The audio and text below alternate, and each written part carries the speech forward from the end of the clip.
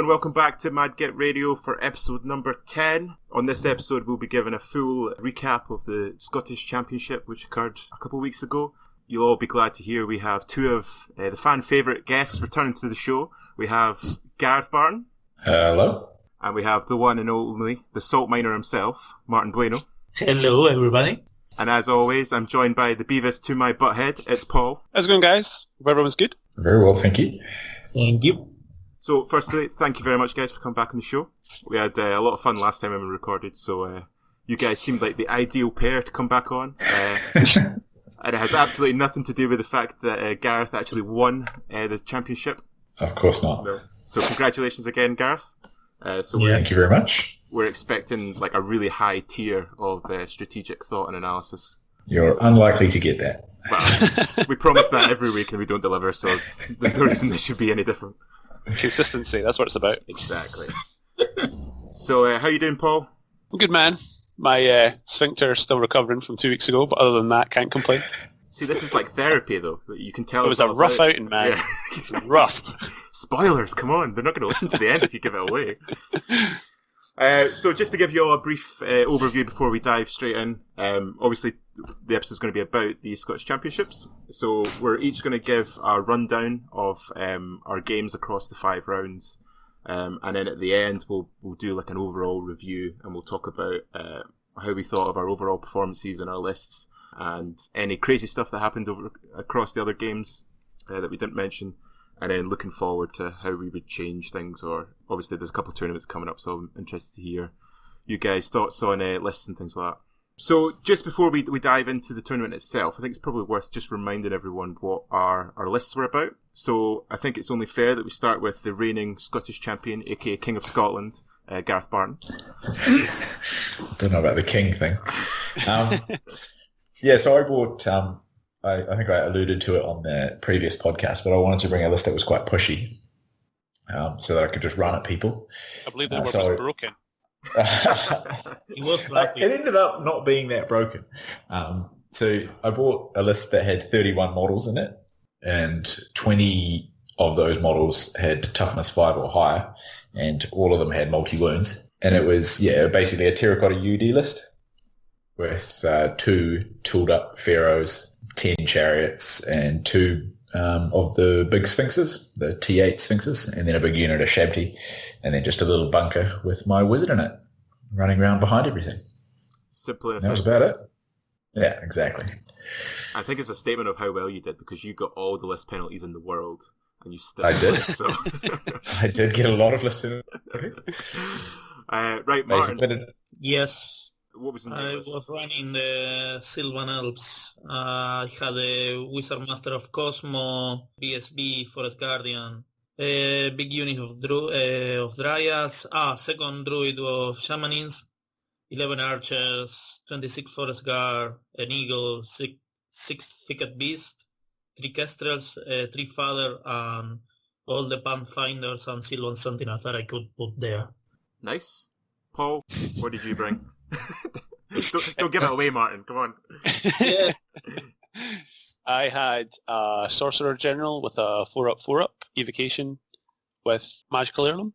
I had a block of Warriors for core, paired weapons. I had a few Feldrake, a couple of units of Fallen, a couple of units of Forsworn Dogs, 2 blocks of Chosen Knights, a big bus of Knights with Lances, and a Chariot. So pretty speedy. Nice, very aggressive. I'm sure you all remember. I had a big block of Heavy Infantry, 2 wings of crossbows, a scoring dart of knights, some state militia, a prelate general with a locket, martial BSB. I had a wizard with alchemy. I had 2 units of rangers, 2 units of riders with repeater guns, and then 2 units of chickens. And I had the arcane altar with foresight. So before everything kicked off, what were your expectations and your overall thoughts going into the tournament? Paul, how about we start with you? I think since 2.0 dropped, I'd say that game-wise I've been actually doing okay. I've been winning more than losing, so I was fairly optimistic. The Friday before the actual tournament kicked off, we had a practice game at the club. Some of the guys were up early, so that was pretty good. So I actually played Deej and his dwarves, which was pretty good. So my game one was going to be facing off against Tim's dwarves, so that was ideal for me. And that went really well. Got a good win out of that, so I was pretty positive, pretty happy going into the tournament. Was really looking forward to it. Nice. Martin, what about yourself? Well, I have a blast. I think it was a great tournament. Not because of my performance, but it was a great tournament. No, it was my first really big tournament for me. So, yeah, it was great. And I had a lot of fun. I managed only to play with one of the Scottish Wildlings, so everybody else was new for me, so it was great. Yeah, I just wanted to roll dice and everything. It was great for me. Okay, so what were you, like, did you have any expectations going into the tournament, or were you just kind of going there to see what happened? I was expecting to finish last, but Nick... In your face, Mark. Yeah, Nick and Paul did everything in their hands to fuck me, and they fucked me. No, I blame Alex for this, because I managed to win him, but that's going to come later. No, but my own expectation was having fun. My list wasn't that good, so I wasn't expecting to finish on the top tier. Okay. Gareth, what about you? Aside from the actual list mistakes that I made and got penalties for with my list, I did make some quite big mistakes with my list. The two Sphinxes that I bought were the Dread Sphinxes, which are great if everybody has monsters, but are terrible the rest of the time. They're just not as good as the other Sphinxes. So that was probably a bit of a mistake. And then I think I didn't have enough spells as well. I only had 4 spells. So I wasn't actually happy with my list going into it. But it is a very hard list. Like it's easy to play because you just run at people, and it's very hard to take off the table because everything's so high toughness. So yeah, I wasn't expecting to do super well. But yeah, I would have been unhappy if I hadn't got top half, probably. Okay. Because you managed to get a practice game in on the Friday, didn't you? I did, against Tim, yeah. So Martin's first opponent, which I won 17-3, I think. Tim's a very good player, but I just managed to get some good charges off, and it was quite a tight game. The score didn't really reflect the game. Yeah, because I kept looking over and Tim kept like shaking his head. It wasn't going well. No, it was like legitimately a close game, just very swingy. So yeah, cool. So I was not not expecting to do super well coming into it. That's how I'll set it up. Okay. What about you, Andrew? I kind of set myself the goal that I wanted to do well, so I honestly I would have been unhappy if I'd finished in the bottom half of the table. Oh. Yeah, no, I was confident. Like I'd had some good results. I knew what the list could do. I'd practiced it a lot, so I was kind of going into it thinking there was no reason why I couldn't do well. And it was just just a case of performing. And then I had a practice game against Tim on the Friday, which is actually insanely helpful because I hadn't played in a week, which really isn't that long. But getting that game in on the Friday, like I made 3 or 4 really big mistakes in that game. Like the mortars, for example, I went it back into 1.3 in my head, and I put the mortars behind my infantry, and they couldn't see shit. Oh, yeah. And it wasn't until like the shooting phase in turn 1, I was like, I fucked myself. That's good. But that was a good mistake to make on the Friday and not the Saturday. So I actually think the Friday, the practice game was insanely helpful going in. So our round 1 matchups. Now, you guys can correct me if I'm wrong, but I was matched up against the lovely Barry Lynch, who had all the crushers in the world. Gareth, you were matched up against Guillermo, aka Spanish Stallion. Is that right? Spanish Stallion, yep. Martin, you were matched up against Jack Austin. Yes. And Paul, you were playing Tim. Yep. Cool. Right. How about we start with the King of Scotland himself? So, Gareth, how did your round 1 game go? It went well for me. So it was against Guillermo's Lizards, and so neither of us had any chaff, which is great when you've got a list that just wants to run into people. So I essentially lined up in front of him. So and he was generous enough to line up across from me. I think he took the first turn, if I remember correctly, and I so he got off a bit of shooting, some spells. Second turn, I marched everything forward, just keeping some longish charges on his the Raptor bus with his BSB in it. And then, basically just parking everything within a good safe charge on Swift Stride 8. And then, he got another turn of shooting, didn't manage to take anything off. And then, the no chaff for either of us played its part there as I got off 5 charges with my 5 combat units. And the game was essentially over at that point. I just slowly, I didn't really blow through anything. You don't really blow through lizards. They're too hard. But I did grind through them because you can't really outgrind Terracotta UD. And so I finished up on a 20 nil. I was next to Guillermo and he was sweating at the end. I was literally sweating by throwing dice. It was hilarious.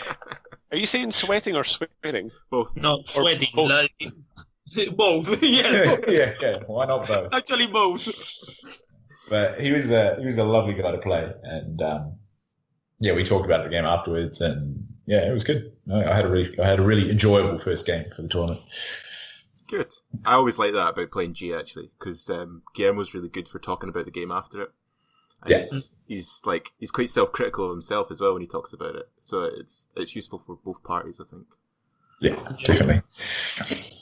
Okay, so how much do you think the Toughness 5, obviously you've got 4 more games, but the Toughness 5, how much did that play?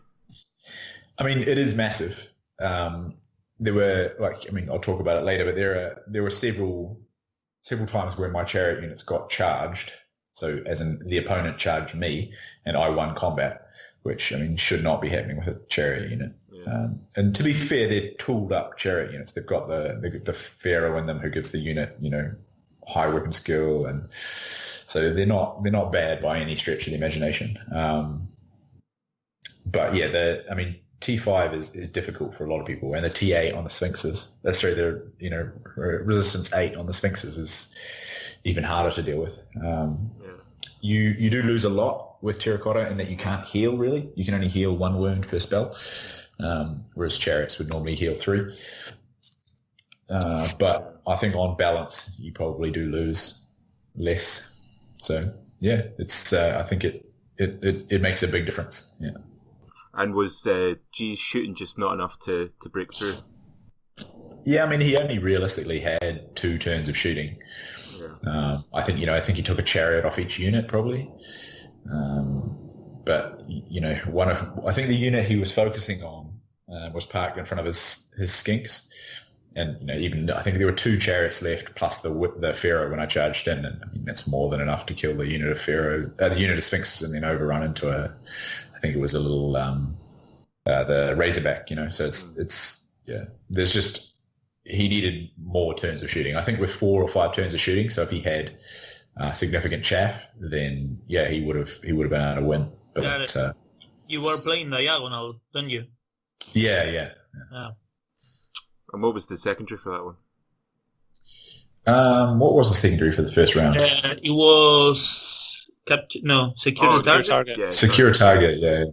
Okay. It was the same for everybody. That's right. Okay, so that was a 20-0. So that's you right up to the top of the then.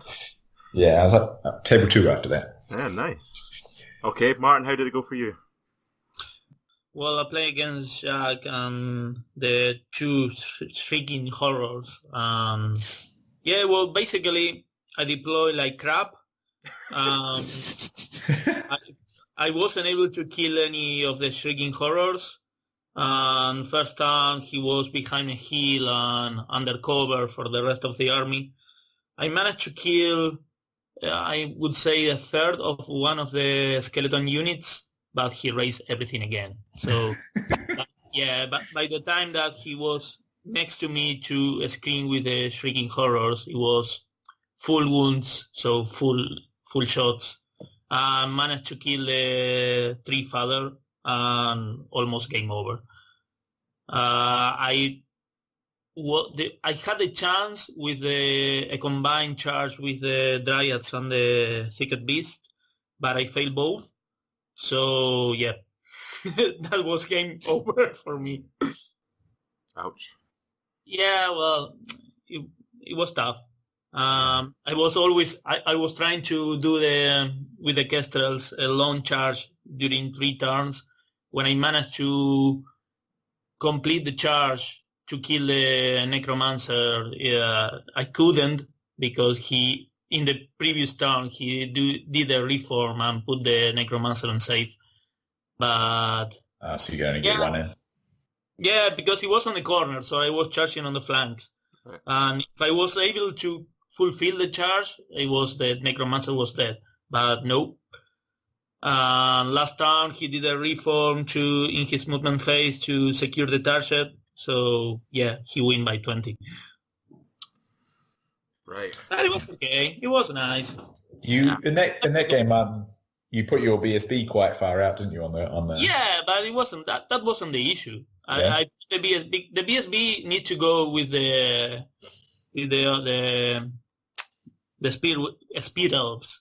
Yeah. So because of the combo of the spear. Of course. And I had a target there, so yeah, let's go here, secure this target, and try to challenge the other one. But didn't matter. With the 2 shaking horrors, it was obliterating everything from me. And my general is leadership 8, so yeah, whatever. Right. So looking back on it, would you? Obviously, you've noted some stuff there, but looking back, is there any like major mistakes you made or misjudgments that you kind of? I need more shooting for that because with one, if I managed to kill one Shrieking Horror, well, the game was different. No, I wouldn't say that I would win, but it would be tougher. And also not being able to put the forest in between, because that can help me. But no, it was. I should try to avoid all the combats and everything, all the spells and everything, and let him raise all the body he wants and move whatever he wants. But no, I have a combat list, so whatever. Okay. I mean, I wouldn't take it too hard. I mean, Jack's a really good player, and that list is very hard. He's very nice. Yeah. No. Of course, you always play against another one. Yeah. No, but it's okay. I was expecting that. My plan was not to by 20. No, seriously, I was expecting that. It's like I don't have anything to kill it. If I manage to charge them, he's going to have distracting or -1 to hit and +1 to hit and stuff like that. So yeah, I can't. Yeah. Okay. As horrible as it sounds, like sometimes losing big on the first round isn't actually that bad a thing because you can you can start a climb again. So yeah. Okay. So Paul, how did your first game go? Well, here we go. So, as you mentioned, I was facing up against Tim's Dwarves. It was refused flank and secure target, as we've said. I think Tim dropped for first turn. And it was funny, when we were doing the deployment, one of the first things he did was he whipped out these 2 big dice and he basically put them into the corner. And he was like, always know how, much space your army needs to fit in. And he was basically just going to corner camp. Right. And he probably took 5 to 10 minutes to do his deployment, thinking about whether or not he wanted to do that, and then he didn't. He very sensibly spread out his army across the entirety of the board so that I basically couldn't go for any one thing, and then that would provide an easy overrun. So it was really kind of spreading out the threats across the table. So his deployment was very good. And the other big problem with the game is I made a massive fucking mistake. On my right flank, there was a piece of terrain that was a ruin.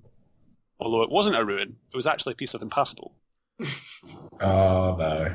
So I'm looking at deployment going, shit man, I've got 4 units with Strider that does not give a fuck. I'm well charging over that ruin.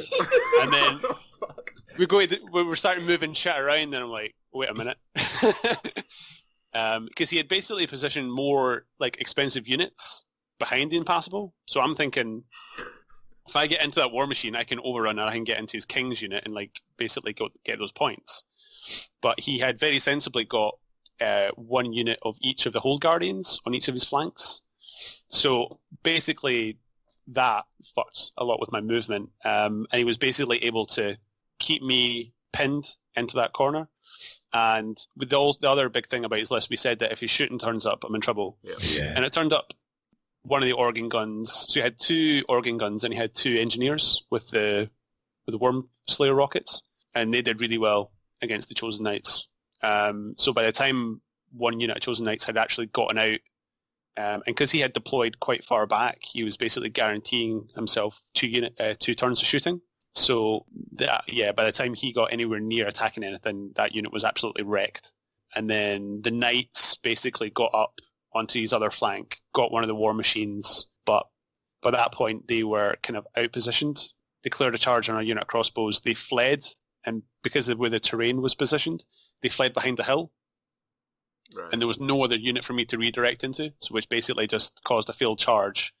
And he had set up his Hold Guardian unit to come into the rear of that unit. So yeah, lost those points. And then by that point it was like, game's over. So basically turned round the warrior block with the general and just marched back into my deployment zone. I was like, nah, I'm not having any more part of this. So I think it was a 16-4 on points, but he won the secondary, so it was a 19-1. So it was a pretty bad defeat, game 1. Yeah, that's rough with the ruins. Or not ruins, as the case may be. And it was really annoying because we had the map packs on the table. So if I looked at it, and obviously I did eventually, and then I realised the mistake. And Tim's a really good opponent. We were talking about it afterwards, and he was giving me some good advice and stuff. And he was saying that he should have just basically marched those units out because they're pretty quick. They're movement 7 and 8. You can get out of there, and then you can basically redeploy. But I was just really frustrated with that. And the Hold Guardians are so tough. You really need to charge on them.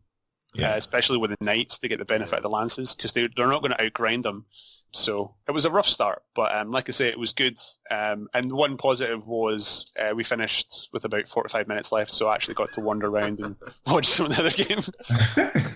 Always that silver lining. What was always around the table? Said, how were your game? I will explain you later. Yeah. Okay, so obviously the ruin problem had a massive that was a big impact on the problem. game. Yeah. But looking back over just like your style of play, was there anything that you would have changed, or was it just the case that screwed you and the fact that that screwed me? That screwed me big time. If I had pushed aggressively with everything, I mean, Tim had said if I had marched the warrior block up into his face, and then with several other units just into the middle, then I could have definitely gotten more points. My logic for going for the flanks was because that's where the secure targets were. Yeah. And I was thinking, if I can win on the flanks, I'm fast enough that I can converge back into the middle. Yeah. So where I did push, hoping that it wouldn't turn up, it turned up. And then that basically wiped out those threats. And because I hadn't supported that with anything else, then it basically allowed him to single things out. So there's certainly things I could have did better, a couple of big mistakes, but on the other hand, it was always going to be a bit of a rough matchup, depending on how well his shooting did. To be honest, all tournament, I could not pass armor saves. Like, his crossbows were like taking off 1 and 2 wounds off Chosen Knights. I'm like, oh my god, and that's like before the rockets are laying into them or the organ guns. So it's just not great. But like I say, it was still good. He's a good opponent. It was a pretty relaxed game for a tournament, I'd say. So it was still enjoyable. Yeah. How did you find the Wormslayer rockets? I think they're really good. I mean, I get for like multi-wound stuff, I'm like, if that hits and it just goes through my armor, then I'm fucked. Because I mean, I'm running like min-sized Chosen Knight units. So as soon as I start losing, 4 wounds, 5 wounds, then that unit starts becoming less combat effective. Yeah, fair. Yeah, I know Tim wasn't impressed with them. This is the reason why I ask. Oh, right, okay. He didn't love them, yeah. They did well in his game 1. Yeah. I mean, that's the thing. Sometimes they can just be off the hook, can't they? So, yeah. I think for the points they are. I think that they're not a bad idea. And I was talking to Tim and DJ about this because both of them were trying them. Mm-hmm. And if you've got an opponent that lets you just shoot you, that isn't going to like get right up in your grill right from the get go, then they've got the potential to really hurt. So yeah, I don't have any shoot. choice, So he was deploying them on their own, and then basically throwing them out as chaff to protect his other units. Yeah, he did that against me as well. Yeah, they're really effective. What about your game one, Andrew? My game one went really, really well. For Barry. He was scared. I want to know how to play this. I was fully expecting to go into that game and get 20'd, if I'm totally honest, because I'd played against you, Paul, I think 3 or 4 times, and the high armor is just on the Chosen Knights. It's just really hard to get through, and the multiple wounds that I just needed things to go my way quite early on. If I had any hope of getting anything out, but luckily I don't know what I did. I must have pleased the gods somehow because everything went right. I think actually across the tournament my dice were pretty generous to me, apart from 1 or 2 things which we'll come on to later on. But I think across the board my dice were pretty good. So Barry's a lovely guy. We had a really good fun game, and Barry had all the Crusher Knights, or sorry, the Chosen Knights in the world. He had a block of warriors which housed the sorcerer, and he had a unit of dogs. You know exactly what that list is going to do. And I won to choose sides, so I chose the side which had the most cover on it because I didn't want him getting any cover. And then he just dropped everything. It was so unsurprising. And he spread his line right across the board, which I was hoping he would do, because what I did was essentially just concentrating my stuff on one side of the table, and I put some units on the left to slow down his right hand side of the table. And I decided early on that I was going to I put one of the tokens just outside his deployment zone. So if he'd wanted to contest for it, he would have had to have diverted one of his Chosen Knight units to sit on that objective all game, which he wasn't going to do. So I sent one unit of the Night Dart round to go grab that, and that's basically all they did all game because he ignored them. So they got that objective for me right from the get-go. And my shooting dice were really good, and my magic dice were good. And so his turn 1, he moved right up, right in my face, and I actually thought that turn that it was going to be really painful because that list is so fast. And my turn 1 shooting in Magic wasn't actually all that great, so I had to deploy my chaff much earlier than I would have liked. But turn 2 went fucking bananas, and the crossbows were doing like 3 or 4 wounds each, and then the rockets went absolute tits crazy and just obliterated a chosen unit, and then the mortars were chipping in, and it was even like little things that were just going my way. Like he sent his unit of dogs around the hill to throw war mines. And the only real answer I had to them was if one of my mortars got lucky and hit them, and the mortar hit it and blew the unit away. So it was just those little things that were just going my way all game, and Barry just started drinking quicker and quicker and just smacking through the tins towards the end. And then I managed to trap his general's unit, and I got a flank charge with my spear block, and it just blew them apart with his general in it. Oh. So yeah, it finished 15-5 to me, but it could easily have been higher, because Barry actually misunderstood the objective, because it was secure target, and he thought that if you contest it, no one gets it, but it's actually more scoring units, you get it. Yeah. So he played his final turn thinking that, and when it came to me, I was like, I can just move on that and take the second objective off you. And he was like, no, I didn't realise that.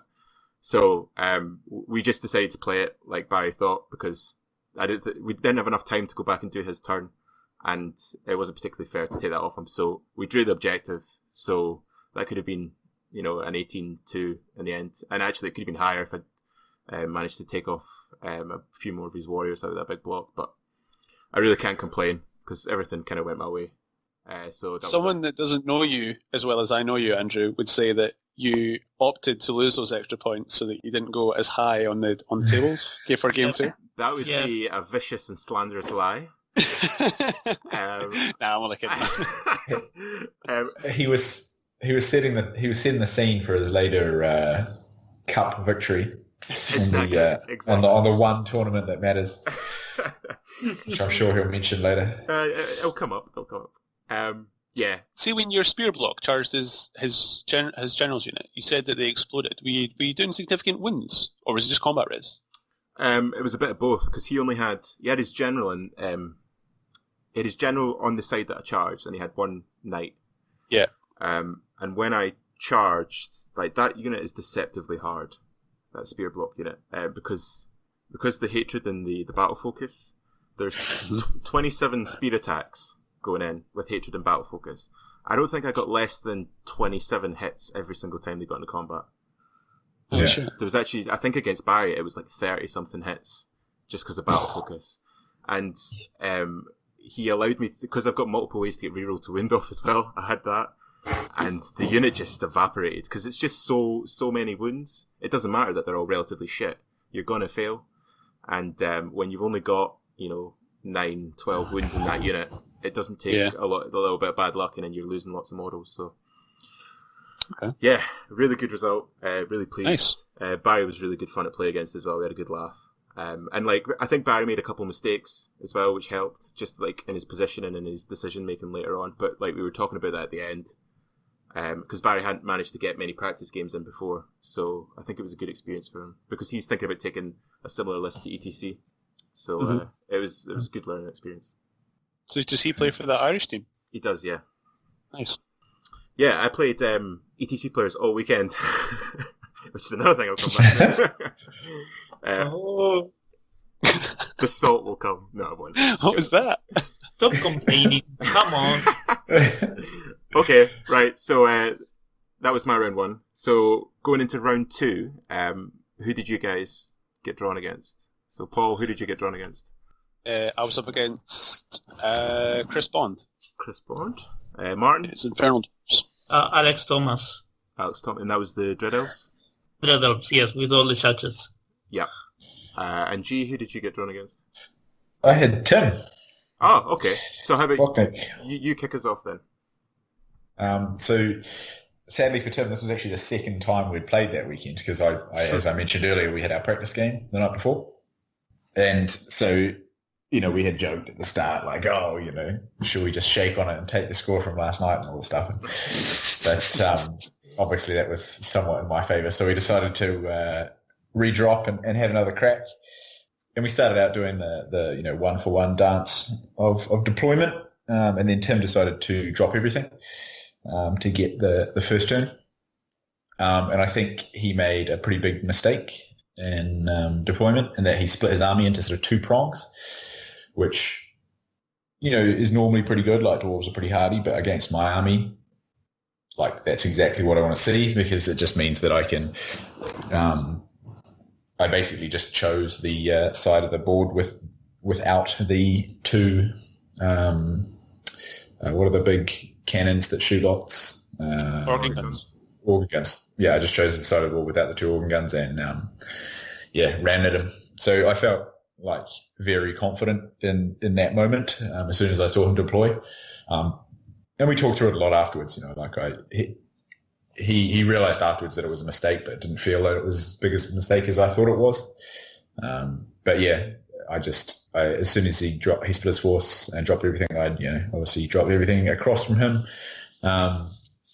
And it meant that I'd already deployed a Sphinx on the far right, which was why he dropped everything, because he thought he could shoot it off. But he then failed to kill it in a turn anyway, so it was a bit of some bad luck for him there, because he should have easily got it. So I just wandered that guy away, and he sat behind a hill on one wound for the rest of the game. And then I think I really stuck the knife in on the last turn by healing it up one wound so that he didn't get half points for it.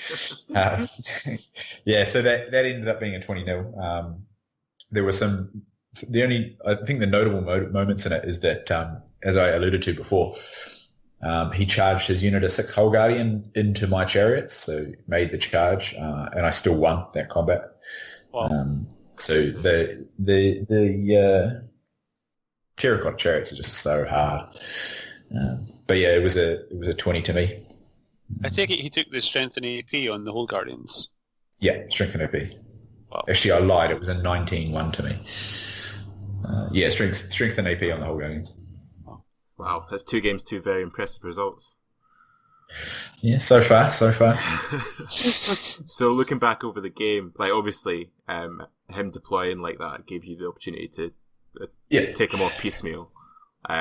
Was there anything looking back you think you could have? Obviously, 19. How would you have gotten that 1 extra point, or do you think that was all you were going to get? Yeah, how would I have gotten the extra point?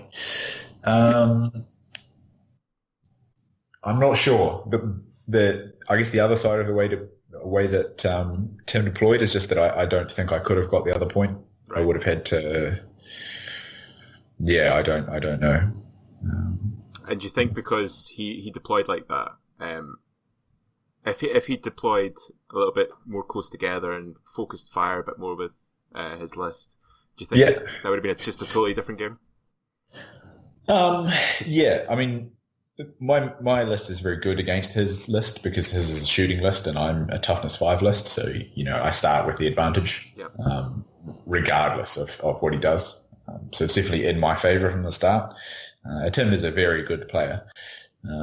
So, I wasn't like confident going into it. I felt I had the advantage, but that doesn't necessarily mean that you win big. All he has to do is get a couple of lucky turns of shooting, slightly above average, and he can take off both Sphinxes or the unit of Shabti or whatever he wants, basically.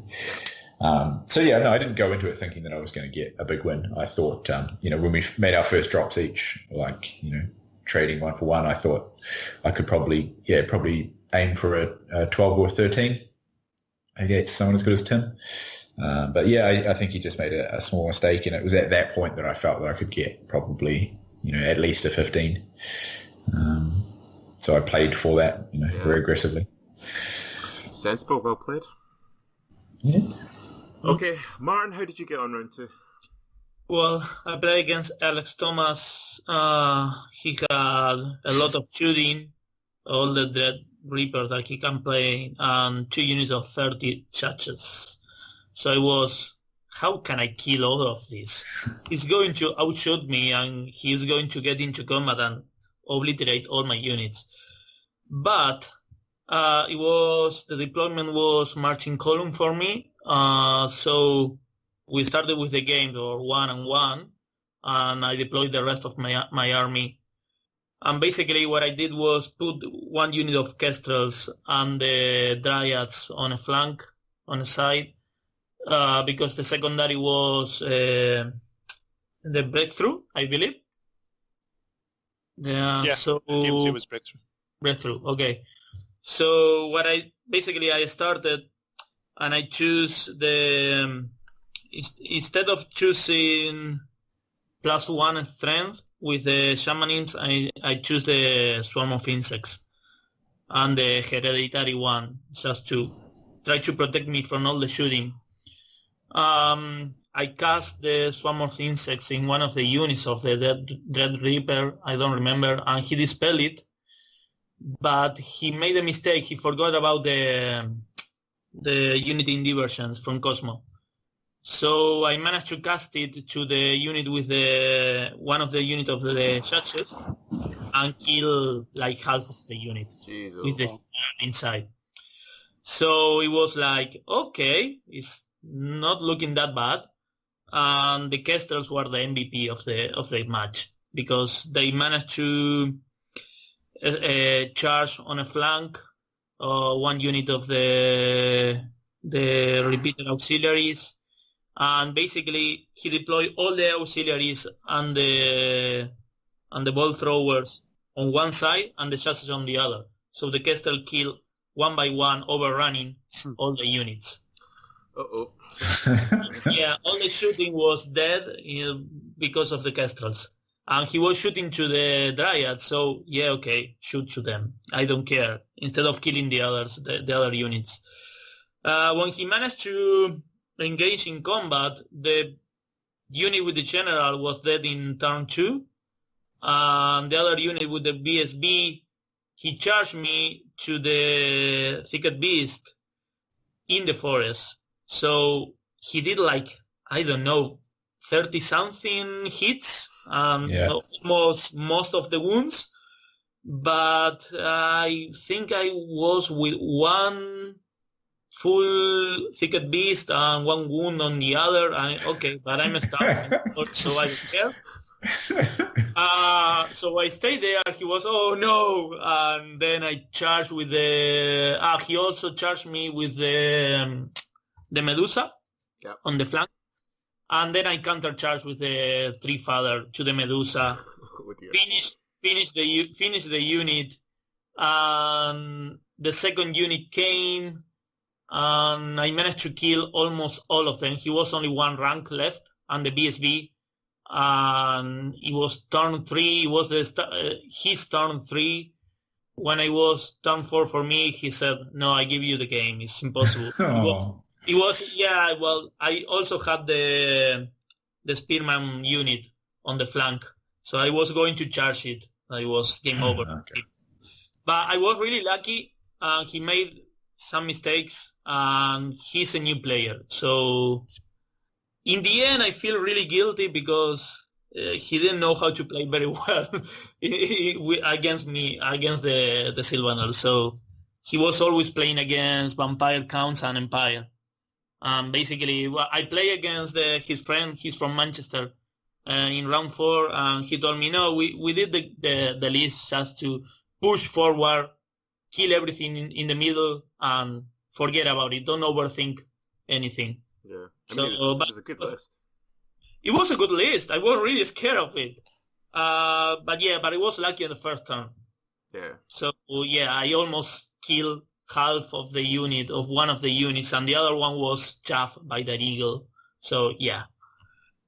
But the guy is great. I have a lot of fun. He was always correcting me because I was forgetting about the fizzle and stuff like that. And he was, no, you have that die. Oh, thank you. So you were trying to cheat a guy that's just getting into the hobby.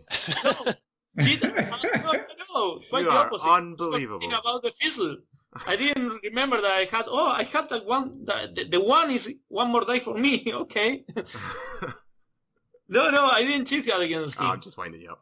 Yeah. Against him. There's a story Against there. him. No.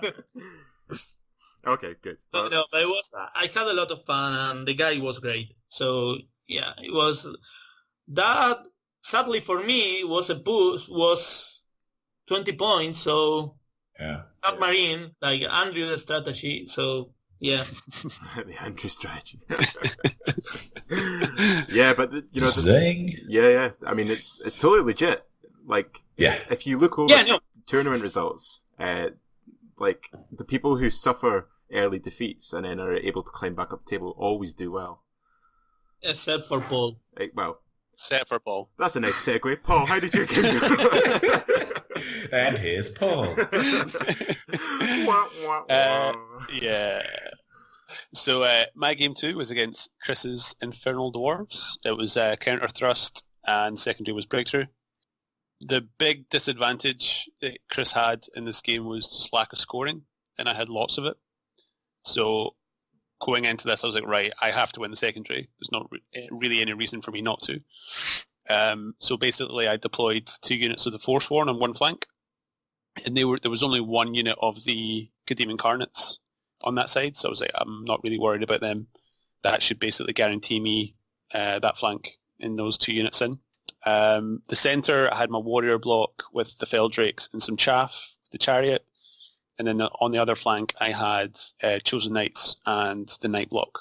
And the idea was just to push up on one flank, blow through everything, and then the only thing I was really worried about was his block of Infernal Guard, because he had a character in there that had the toxic breath weapon. I really didn't want him going into the warrior block because I was pretty scared he was going to take out the general, and I really wanted to make sure I was going to have magic for the game. So everything was pretty much going to plan. There's a butt coming. There is a butt coming. Until the game started. Yeah. So I did make a couple of big mistakes. For whatever reason, I don't know why, it was a total mind fart. I thought, right, what I'm going to do, I'm going to chaff up the Infernal Guard. I'm going to triple march around that unit. I'm going to get out of the way, and I'm going to get behind him. And he can come after me if he wants, but I'm going to have faster units on one flank to back that unit up. Alternatively, he could just go into my deployment for the secondary, but he's not going to win because I've got more scoring on that side of the table. for whatever reason, I think what happened was I had chaffed up that unit with a unit of Fallen. Now, they're stubborn in first round of combat. He went into one unit, couldn't kill them all, and I held. So I thought, great, I'm going to do that again. The second time, he went through the unit completely and then reformed, and I was like, fuck. Now you can charge me. So he charged me. He won combat. I broke, but he didn't catch me. So at that point, I was like, thank fuck, because that would have been game over at that point. Reformed, and it actually turned out that my warriors and his Infernal Guard block were in combat for most of the rest of the game, and the warriors actually did really well. With Evocation, I was doing as much damage to him as he was able to do to me, so that was really good. The flank that I had all my fast stuff in, I think I charged his BSB with the Chosen, and his BSB was mounted. Had him on that flying guy. Can't remember if it was the bull or what was it. I'm just looking at his list. Bull of Lamasu? No, the BSB was on the Bull of Shamut. Shamut, the Bull of Shamut, yeah. Yeah. So Chosen unit went into that, did a couple of wounds. I won combat and he stuck. I thought, right, fine. I'm going to outgrind that bastard and I'm going to blow through, no problem. That didn't happen. I see another butt coming. Yeah, second butt. That didn't happen, and I think in the next 2 rounds of combat, I think I did 1 more wound, and then just couldn't kill the guy.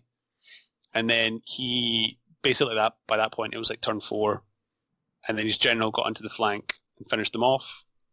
So that was pretty frustrating. The knights basically just ploughed into the his big hobgoblin block and just blitzed through them in a couple of rounds. In the centre, the Infernal Guard combat with the warriors, by the end of the game, I think I had 1 combat at one point, and he had I can't remember exactly, but basically both units had gotten out of combat, and then I took my general out because he was down to like 1 wound, and I was like, he's definitely going to die. I need to try and save him. So I took him out of the unit so that I could get some more magic for another turn or 2. But he ended up getting sniped. He had to throw a lot at him. You'd think he was shooting at him with the flintlock axes, and I think his general came round, who was his wizard master, with alchemy, and I think he took him off eventually. So that was a big point swing at the end, and that was like turn 6. He got those points, so that was a big swing. Yeah. But yeah, beyond that, I mean, it was pretty tight. I mean, we killed a lot of each other's stuff, but because of those points at the end, and because I couldn't kill his BSB, he ended up getting a 15-5 win, but because I had the secondary, it went to 12-8. So in the end, I was kind of happy with that because I had made a couple of mistakes, and it could have went a lot worse. At the same time, I was a bit unlucky that I didn't get points for his BSB because that would have been about 760 points that I lost out just because I couldn't do another couple of wins, which I really should have done. And that would have changed the game because I would have had that Chosen Knight block to get into other stuff. So beyond that, it was just his small units against my small units, nothing really of importance. But it was a good game. Chris was a really nice guy. We had fun. Yeah, so can't complain. 12-8 is respectable as well, especially if a couple of big things went wrong for you. Yeah, I mean, that was it. I mean, going into the tournament, I would have been happy losing every game as long as I was picking up 7, 8, 9 points per game, because it would have at least kept me going in the tournament, thinking, right, the points are ticking over. I'm getting something out of it. And yeah, like you say, after 19-1, I was like, okay, that's definitely better. So yeah, totally. It's an 800% increase. That's pretty good. That is good. Pretty good. What about your last game? Or second game, rather?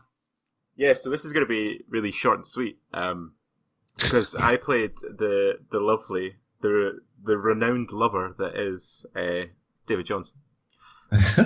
And we had an absolute blast, but the game was really boring. Basically.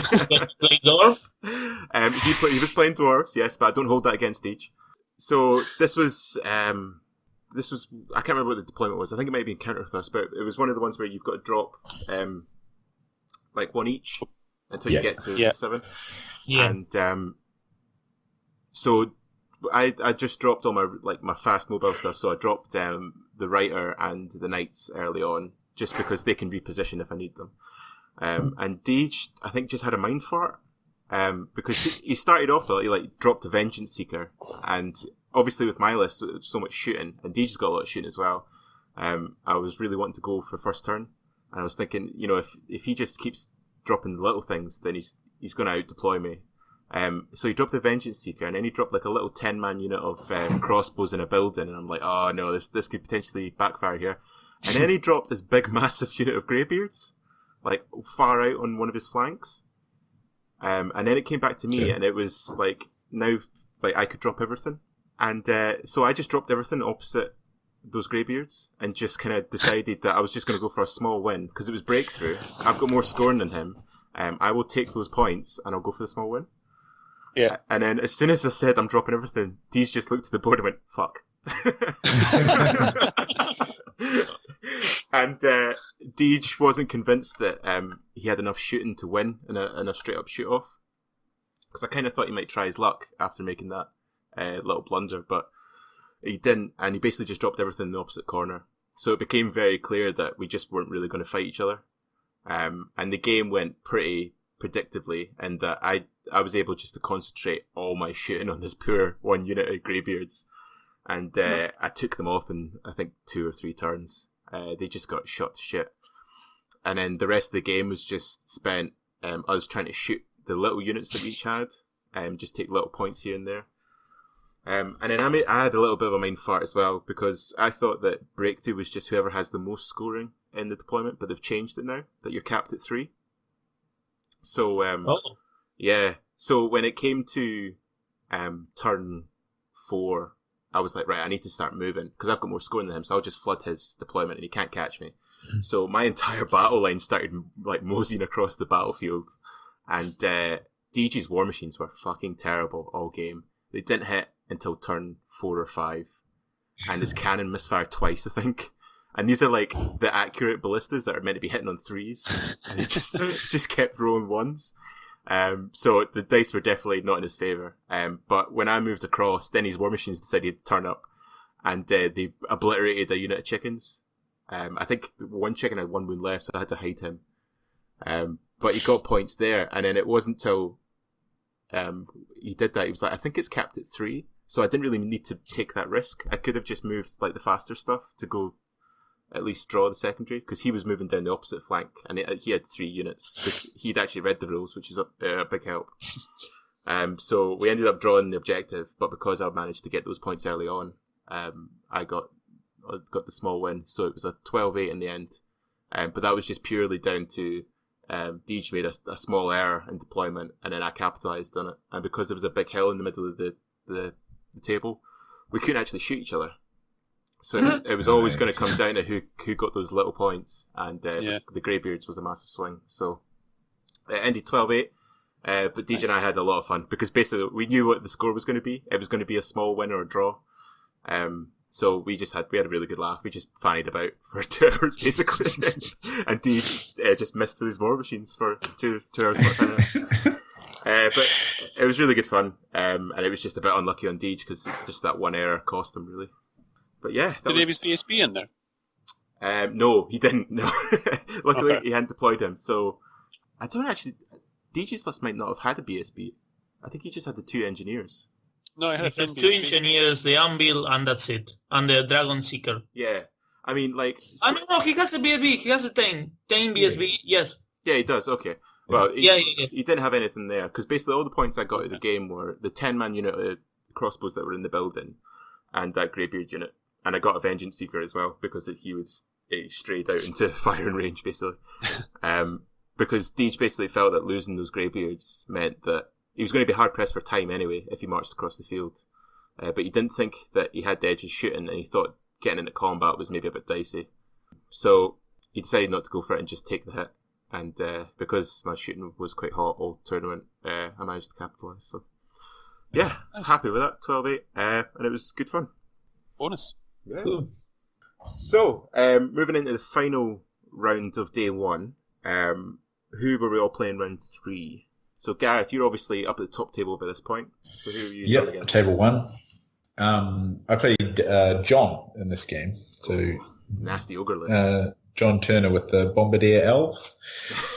Bombardier Elves. Sorry, Bombardier Ogres. Yeah. Bombardier Elves would be cool, though. Yeah, that would be cool, yeah. That would be fun. I love it, yeah. Yes, Bombardier Ogres. So you're playing John Turner normally plays highball elves. It was. This was one of the. I'd probably say this was the hardest game of the tournament for me.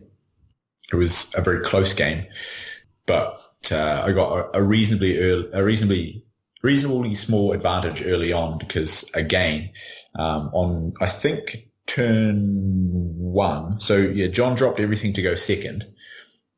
Because he's got 24-inch range, so he obviously knew that I was coming towards him. So I moved up everything. And then in his turn 1, he charged his Tusker unit, so 3 Tuskers with 3 Tuskers into my chariot unit. And he also charged in one of the little 3-man bruiser darts just onto the edge, thinking that it would take off the unit, like it would crumble it down. But I won that combat. And pursued his Tuskers. And to be fair, I knew I was going to win that combat when he charged in. Like the Tuskers are good, but they're not going to go through that. There's too many wounds in there. I have too many attacks, even at strength 4, not on the charge. So I won that combat and then pursued the Tuskers and I caught them. And it meant that in my turn, I had a charge onto his bombardier unit. It was like the first bombardier unit, so at that point it should have been like a pretty safe game. But I think it was a 6 or something like that on Swift Stride, and I failed that charge, so that kept the game quite tight. And but I mean after that, I think on my turn 3 I then did get into the unit of bombardiers, so it was a close game even with like those few things. There was a real butt clencher moment later on when. My lines were getting spread out enough that I had to move my bunker out from behind one of the other large units. So basically I just kept my bunker behind a large unit the whole game so that he wasn't able to shoot it without hard target. Like my wizard would just be peeking around the corner of some chariots, something like that. But late in the game I had to move it out, and he shot at it with his 2 remaining units of bombardiers. And he killed the 10 horses, and then did a wound onto the Hierophant, but failed to do the additional 2 wounds. So, managed to. I was not happy. I thought he was going down the hole, but I managed to pass that. And then after that, we just danced around for a little bit. I pulled back towards the end of the game rather than committing everything in order to get the objective. And it ended up. I think on points or something, it was an 11-9 to me, and then I had the objective, so it was a 14-6, so a very close game, and it easily could have gone either way. Yeah, of all the shooting lists, I would have thought that one would have been the one to give you the most chip, just because of the volume. Yeah, absolutely. Absolutely. Yeah. I mean, if he'd been able to concentrate all 3 of his bombardier units onto 1 unit of chariots, I think he can take it off in 1 turn. But he wasn't able to do that. Like I never gave him the opportunity to have all 3 bombardiers in range of a unit of chariots. That didn't mean that he was then going to get charged the next turn or something like that. So Gareth, he went second, or do you went? No, he went second. Yeah, so I think he dropped everything to go second. But if he was first, maybe it was best for him. He had 1 more turn of shooting. No, so I had a forest on my side, so I deployed a lot of my army in the forest, and it would have meant that he had to move forward, so obviously come close to me and then shoot at the stuff that was either behind it. I think it was behind a hill or in a forest, so it would have essentially been a wasted turn of shooting. And I mean, he knew I was coming toward him, like it wasn't as though there was any risk of me staying back. So I think he made a good decision there. And typically when you're playing undead, a good undead player will usually want to go second, because it gives you essentially 1 turn of extra raising. So you can bring units back up over the 25%, or usually means that when generally as undead you want to get charged rather than do the charging, because it means that you only have 1 round of combat before you get to heal. So I think John played that very well. He played a very tight game. How did the Pyromancy do against you? It was pretty good. Pyromancy's very good against Shabti, because they're only toughness 4, and yeah, like he can chip off a Shabti a turn with his magic, which is pretty significant. That's 100 points. Yeah. So the Pyromancy's, like it's lost all its AP, and a lot of people say it's not as good as it was and stuff. And yeah, I mean, of course, it's not as good as it was. It was too good before. But I think Pyromancy is still very good. Yeah. To the point that I'm now trying to include one Scorpion in all of my lists, because they have magic res too. So it means that if you have one unit with magic res in it, and then it makes it a lot harder to cast the aura spell, because if it targets one unit with magic res, like the spell itself will then have to be +2. So it makes it worth hiding one unit into your list if you can that has magic res. Dirty bastard. That's a good idea. It is a really good idea. Yeah. It's a really good idea. I like that. Okay. There you go. That was free. Yeah, so that's 3 wins in the trot. That's good. Fine. Right, Martin, how did your third game go? I play against Nick with the Beat Hearts, so it was really, really funny. Every time that I play against Nick, it's really funny because it's a close match, and he's a Strider Forest, so no matter what, I cannot make him to take this. But he brought the Dark Forest thing, so he has to deploy it outside his deployment zone. So every time that he brings the forest, I go first, and I move the forest. So he's always pissed because, oh shit, now he's going to move the forest. And he has to do shenanigans to put the wizard on the forest inside the unit. So it was funny.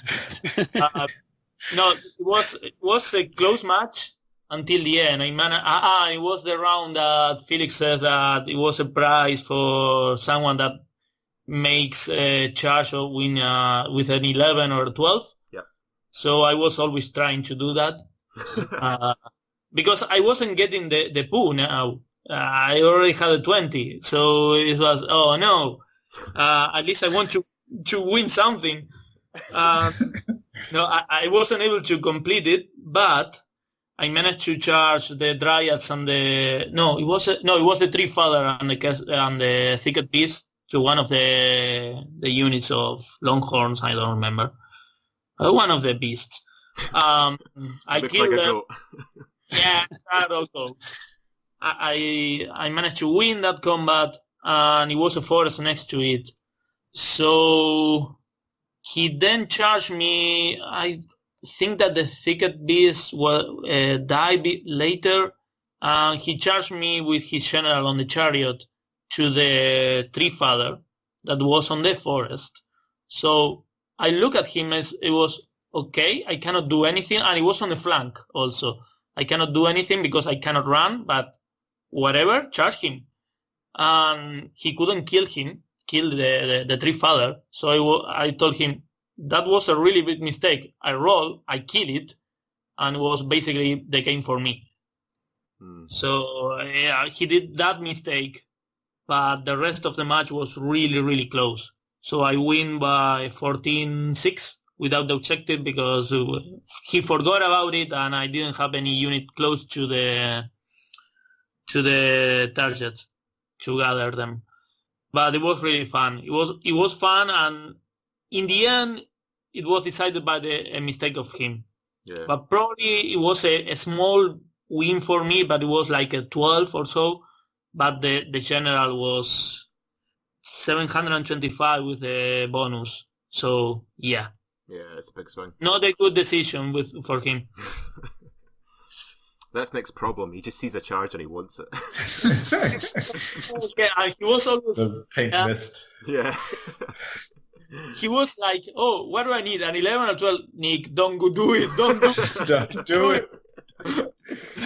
Yeah, we'll come back to those long charges in a wee second. Yeah.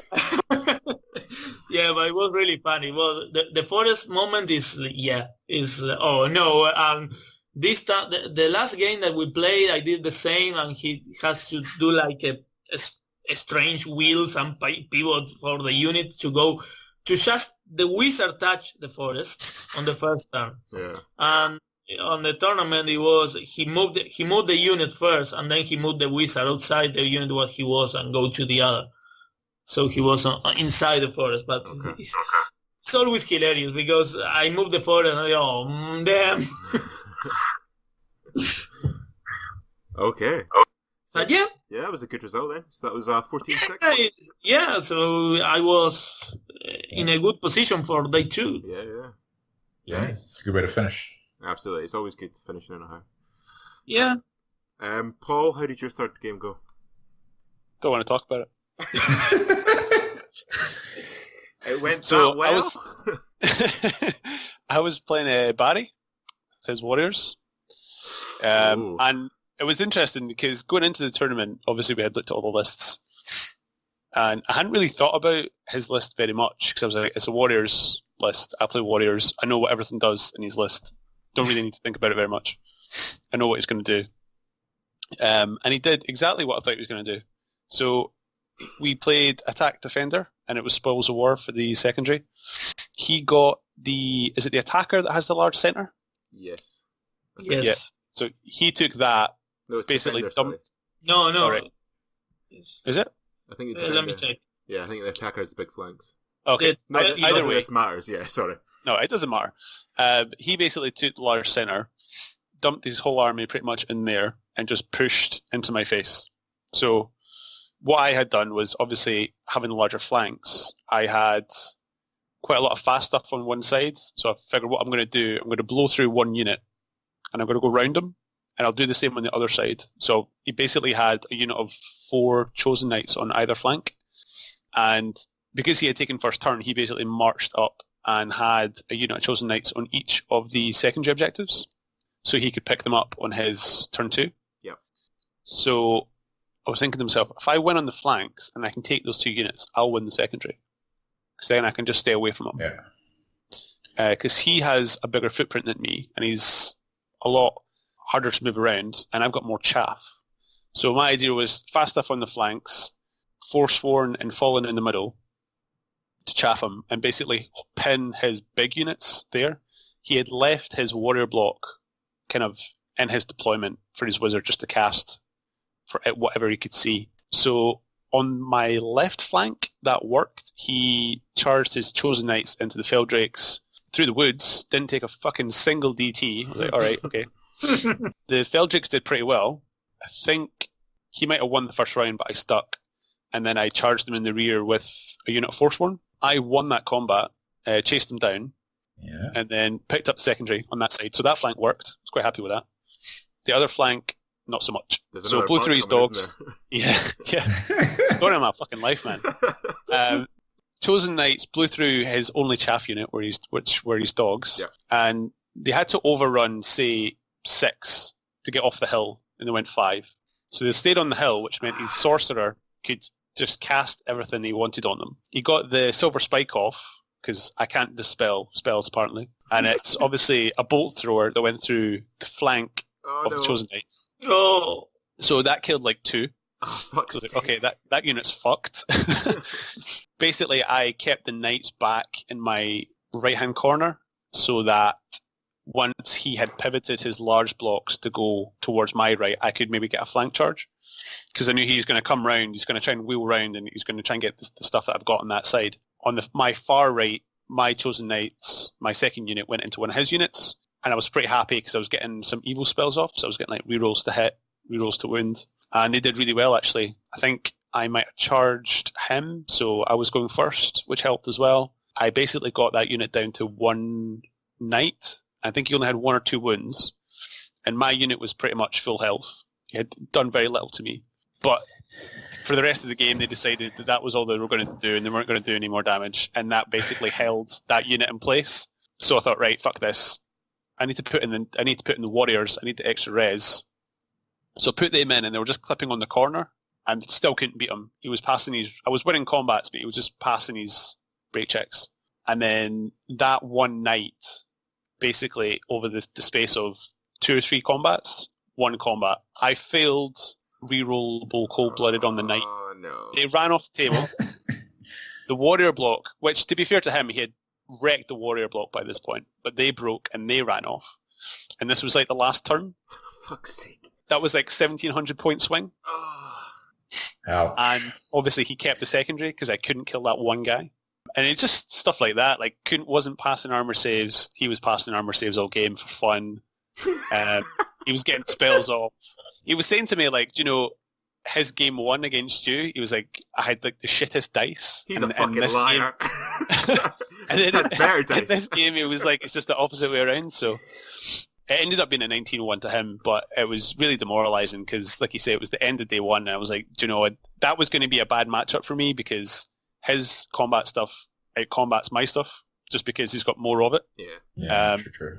So I alternatively could have just lined up in front of him, chaffed him, let him charge the chaff, and then countercharge. But I'm not going to win the grind, so that's kind of why I went for the flanks. But yeah, it was a bananas game. Like, his dice were shit hot and mine were absolute fucking garbage. But that's how it goes sometimes. But I mean, we still had fun. I mean, Barry's a really nice guy. So, and it was last game, which meant beer. It did mean beer. So yeah, 19-1 for Barry, game 3. That's brutal, mate. No bueno. No bueno. So, my third round was against Mel the Glacier Campbell. And I really, really like Mel. But I'd never played him before. So it's my first time actually playing him. Yeah, it's an experience. And I'd heard rumour. So many caveats to the story already. I'd heard rumour that perhaps he enjoyed making lovely circles with dice, which may or may not have something to do with ranges and staying outside of said dice. And the first 2 turns of our game was just incredibly tight because we were on table 3, and we both really wanted to make sure that going into the final day we were there or thereabout. Yeah. So we're both pretty shooty, but we both have good counterpunch. So he had 2 units of Pathfinders and Sentinels, I think. 2 big units of the Kestrel Knights with the banner that makes them hard target, so they're a nightmare to shoot at. And then he had 3 8-man units of Dryads just for scoring, and then he had his characters. And he had an Eagle for chaff. And I knew that I had to do damage early on, shooting-wise, to force him to make pushes. So I dropped as soon as I could.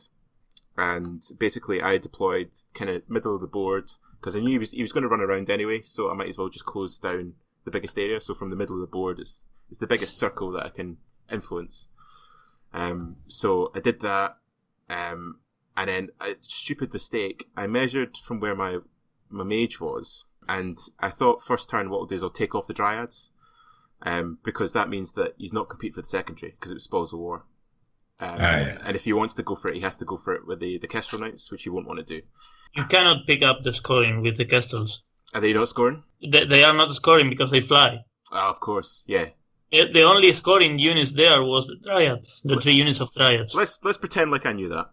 And, I decided, right, I'll take out the Dryads and I'll take out the rest. And I measured where my mage was to one of the Dryad units, and I thought I measured 24. And I was like, right, that's fine, I don't need to move him, he's in range. And then when we got round to magic, I was like, right, okay, I'm going to cast this. I've got all the magic missiles in the world. I was like, right, this one at them. And Mel was like, you're not within 24. And the tray must have moved or something. And because Mel was totally right, and I'm really not being salty, but like 24, like, it should be between the deployment zones for the one we were playing. So I shouldn't have been in range. Yeah. But I just measured, and maybe the tray got moved, and it looked like it was in 24. And it was a stupid mistake. I shouldn't have done it. And that basically locked down my magic for turn 1 because I couldn't really do anything. Yeah. So that was like, awesome start, Andrew. You fucking pro gamer. And then my first round shooting, which just wasn't good. So it went into his turn 1, and I'm thinking this is going to go really badly because as soon as it was his turn 1, everything just started moving. Like everything moving out of the way and moving out of range of stuff, and it was just bad. I was just thinking, right, this is going to be sore. So he moves round, and then he starts shooting off the crossbows, which was the sensible thing to do. And in my turn 2, he'd moved a Kestrel Knight unit either flank to push on, and I had a chicken unit on either flank. And the spot prize was for a 6/6 charge. Yeah. Yeah. And I needed an 11 on the dice to get a unit of chickens into his Kestrel Knights. And the only reason I declared this charge, and this is generally the only reason, because I thought, if I make this, it'll piss Mel off. And I just threw like all tactical knowledge to the wind, and I was like, right, I'm going to declare that. And Mel actually laughed when I declared it.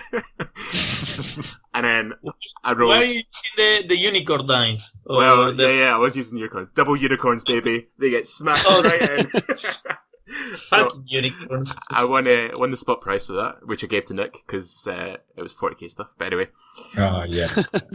Oh, yeah. So basically, my game was made because I made that, and actually, that was actually a really good point in the game because we'd both been really tense up until then, and then from that point on, we just actually started enjoying the game, and we actually had a really good laugh playing for the rest of the other 2 turns that we got in because we failed to finish the game, but whatever. Mel failed to finish a game.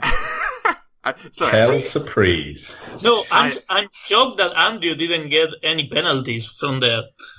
Martin, the only reason we take long is because you moan all the time, so it just eats up the game. You take a lot of that just to move. No. Anyway, so my shooting got better and my magic missiles did more damage, so at the end of turn 2, I was really starting it. It was probably back to even. The chickens went into the Kestrels. I thought, this is going to be glorious. That's 700 points. I'm just going to take off the board. They fluffed a little bit, but they did enough damage so that he was testing on. He needed a 4 or less, and he made it. Fuck's sake. Oh. And I was that's just karma for me making it in. And then because of the positioning, he could charge the Glade Hunters at the flank, so that chicken unit got evaporated at his turn 2. And then the rest of the game was just us trying to outshoot each other. And we only managed to get to the end of 4, I think.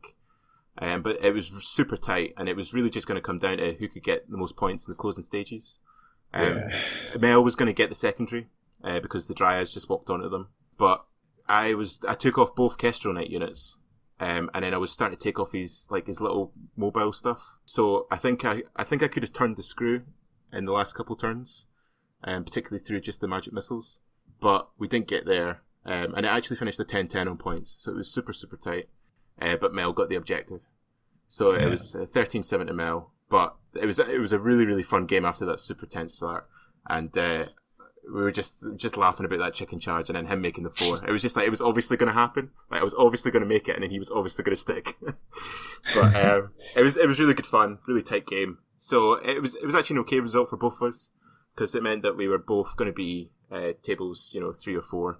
Going in to day 2, so yeah, a tight game in that setting is not too bad, is it? No, exactly. Yeah, I was just a bit disappointed that I couldn't turn the screw a little bit more in the final stages, but that's just life. And it was a good game, good fun. So finished the day on good results. Nice. So after day 1, we all went and got some food, which was good. We all had a couple beers, and then I was actually surprised because I thought these big Southerners coming up here, they think they're going to drink us under the table, blah, blah. So I had my proper drinking face on. I was like, this is going to be heavy. And no one really wanted to drink, because the guys that wanted to drink had been drinking all day. So they were fucking away with it by the time we got to dinner. And everyone else was just super tired. So we all had a really nice meal. We went to Nando's, which was a first for me. Defo will be back. Not overrated. And then actually, at the end of the night, everyone kind of disappeared. And then I was waiting for my girlfriend to come pick me up, and Barry and Kieran and Tim couldn't get taxis. So Jordan had texted me saying that she was going to be late. So we actually went and got a last pint in the hotel across the street. Nice. Yeah. Nice. It was really good actually, because we just sat and we were talking about the games, and we were talking about some of the other results that were coming in. And it was Barry, Kieran, Tim, and I. And it was a nice way to end the day actually, just a pint and a discussion about day 2. And we obviously knew by that point what our draw was, so I was playing Kieran the next day. So I was trying to convince Kieran that he should totally give me a 20. And I may have offered sexual favours, but Andrew. Apparently he doesn't do that. So I was like, okay, well, you're lost. But it was good. And actually, we talked about you, Paul, because lovely. Yeah. We were saying I thought it was a surprise that you weren't getting results, because I really rated your list. And Tim, having played you game 1, said He thinks you play too tactically to be a Warriors player. It's funny because when you told me that, you know what I thought of? What? Barry pushing across 5 units of Chosen Knights turn 1. I thought, yeah, you're probably right, Andrew. A piano player playing the cymbal. Yeah, exactly. But yeah, it was a nice way to end of the day. It was good fun. So nice. And then Jordan gave them all a lift back to their hotels.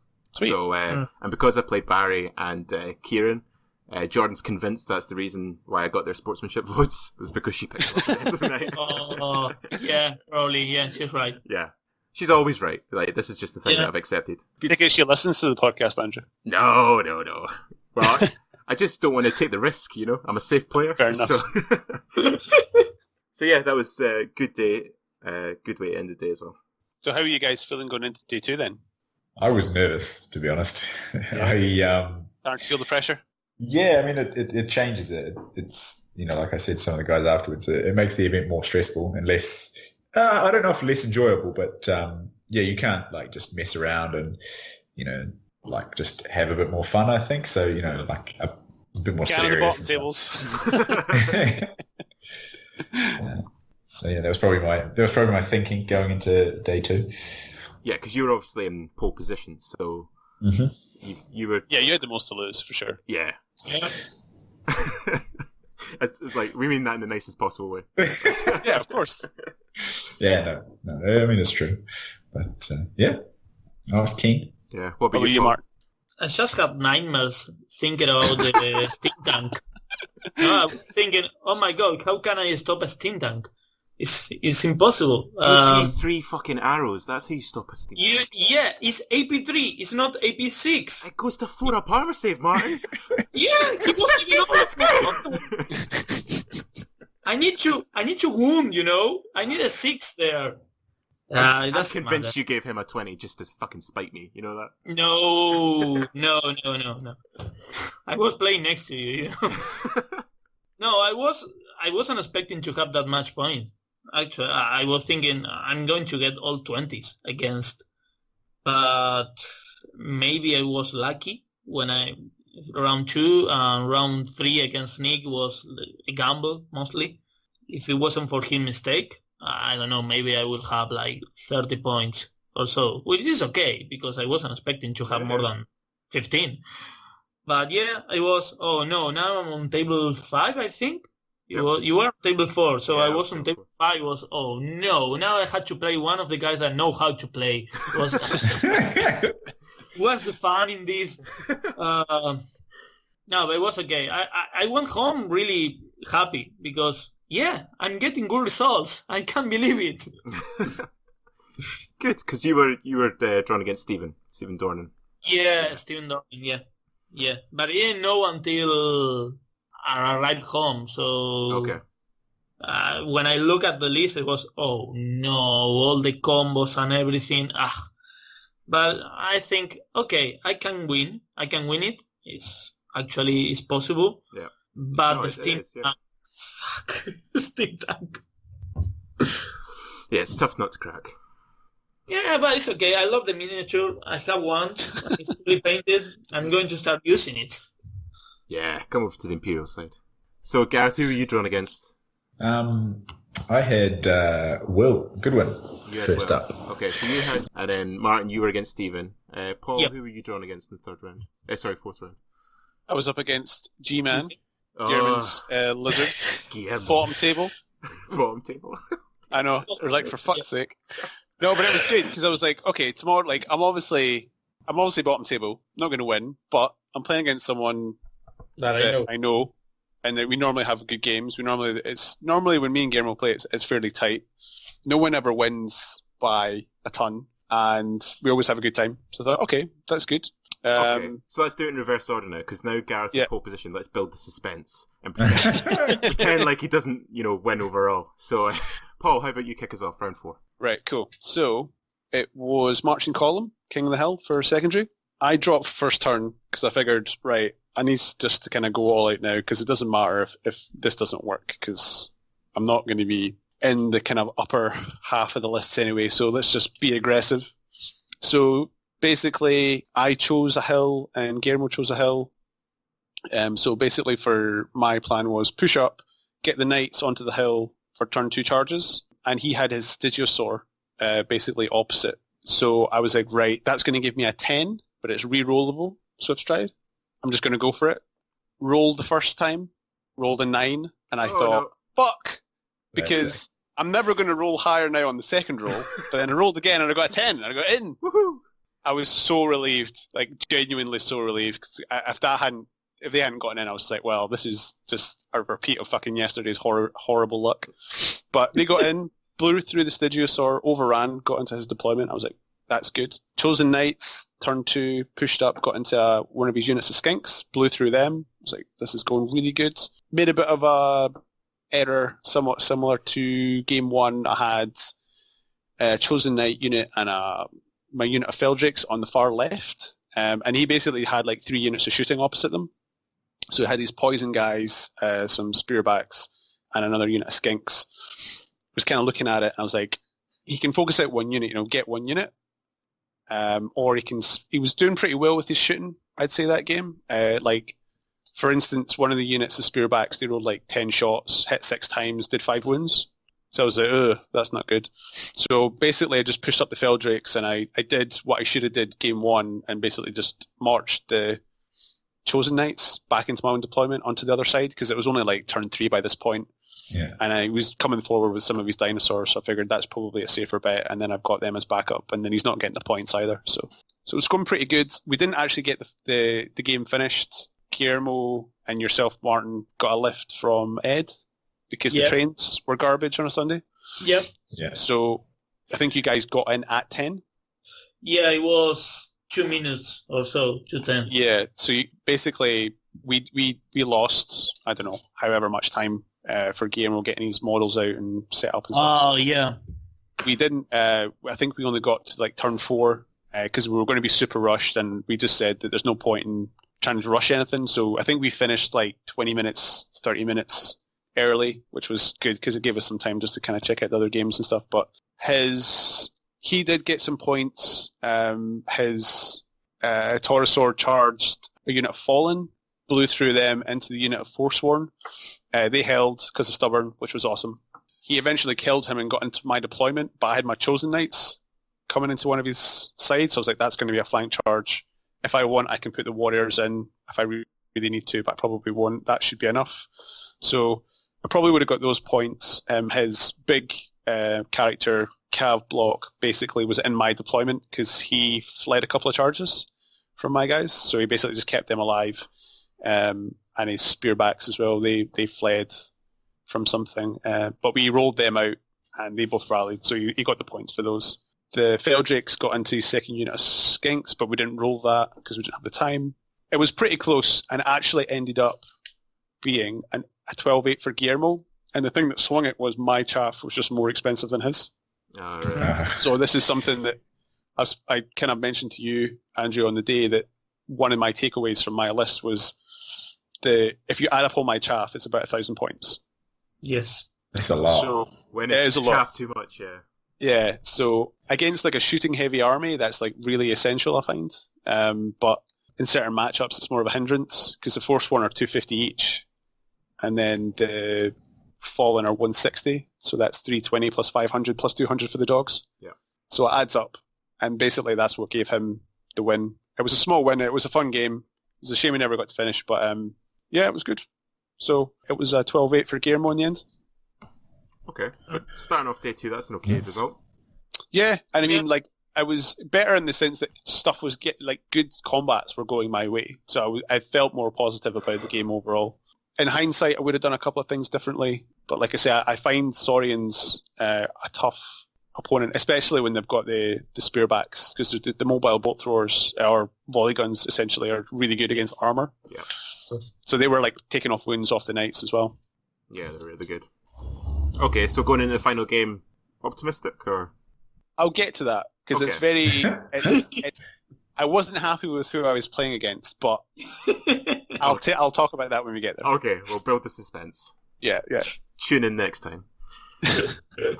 Martin, how did your game go? I think it was the frontline deployment. Well, it was from basic deployment with the King of the Hill. So I think I started. Yeah, I started. So I went first. I moved the forest in the middle. So if you want to charge me, and I can move the thicket beast there to be stubborn. But basically, I tried to shoot something to the steam tank, and I realized that I wasn't going to kill it. I should have focused all the shooting on the militia and the light infantry. But yeah, Empire is a really good army with all the support and all the combo and the buffs and the debuff. So he managed to deploy everything and move everything to have all the support that he can. So in the combats, when we end up fighting each other, he sent the heavy infantry. No, it wasn't the halberd. It was the Imperial Guard with the rending banner, but it was with the shield, hand weapon and shield. Yep. So the parry against the Tree Father and the Thicket Beast, I lose by grinding because I plus the distracting from the chariots and some spells. I couldn't kill all of them. I think I left like around 10, 9 plus the PSB, something like that. But he managed to kill the Tree Father and the Thicket Beast after like 4 rounds of combats. I always underestimated that unit without the great weapon because I think they should use the great weapon. But the parry was a nightmare for me. Yeah, it's a hard unit in to that game. And also he managed to cast, I think once, the +2 armor to the prone alchemy. Between that, the casters had to go against the cannon, otherwise the Tree Father couldn't get out. I killed the Raiders in the first turn, 1 unit of the militia, but then between the other one and the pistol? No, it was the pistol. The crossbow. Yeah, it was the crossbow. Between the militia and the crossbows and the ice and fire from one of the arcane engines, he managed to kill the kestrels that was getting really close to countercharge on the back of the units, and the combo of hatred, the battle focus. The battle focus, yes, hatred, battle focus. So good. Strength spell. He managed to kill the dryads and the spearmen with the BSB. So it was at that point, it was only the Tree Father and the small unit of archers there, and I couldn't do anything. So yeah, it was game over for me. But it was okay. I was underestimating the Empire, and I'm used to playing with it, but I didn't play in the new version, so I didn't know that the battle focus was that good on the unit of the spearmen also the halberds. To be fair, when we played a couple of weeks ago, it was the spears that went into your dryads, and they came up with that. Yeah, but it was dryads, I didn't care. Yeah, okay. but you also had the reroll, the lightning reflexes. Yeah, the hatred. Yeah. The focus. Yeah. And I think he managed to put the +1 strength there too. So it was whatever. Just stacking buffs. Yeah. Yeah. Yeah, it was quite aggressive list as well for Empire. And, but it was a really, really nice list. I like that. I really like that list. I think a lot of people underestimate it as well. Yeah, that's the point. That you see, they are militia and the crossbows. Yeah, they are not that much. It doesn't matter. No, but it does. Yeah. Yeah, solid list. So that was that a 20 to Stephen? Yeah, it was a 20 for him. Yeah, because it basically was turn 4, and I only had like a unit of the Sentinels. I think it was 4 Sentinels left, and it was okay, you win. Yeah. Okay.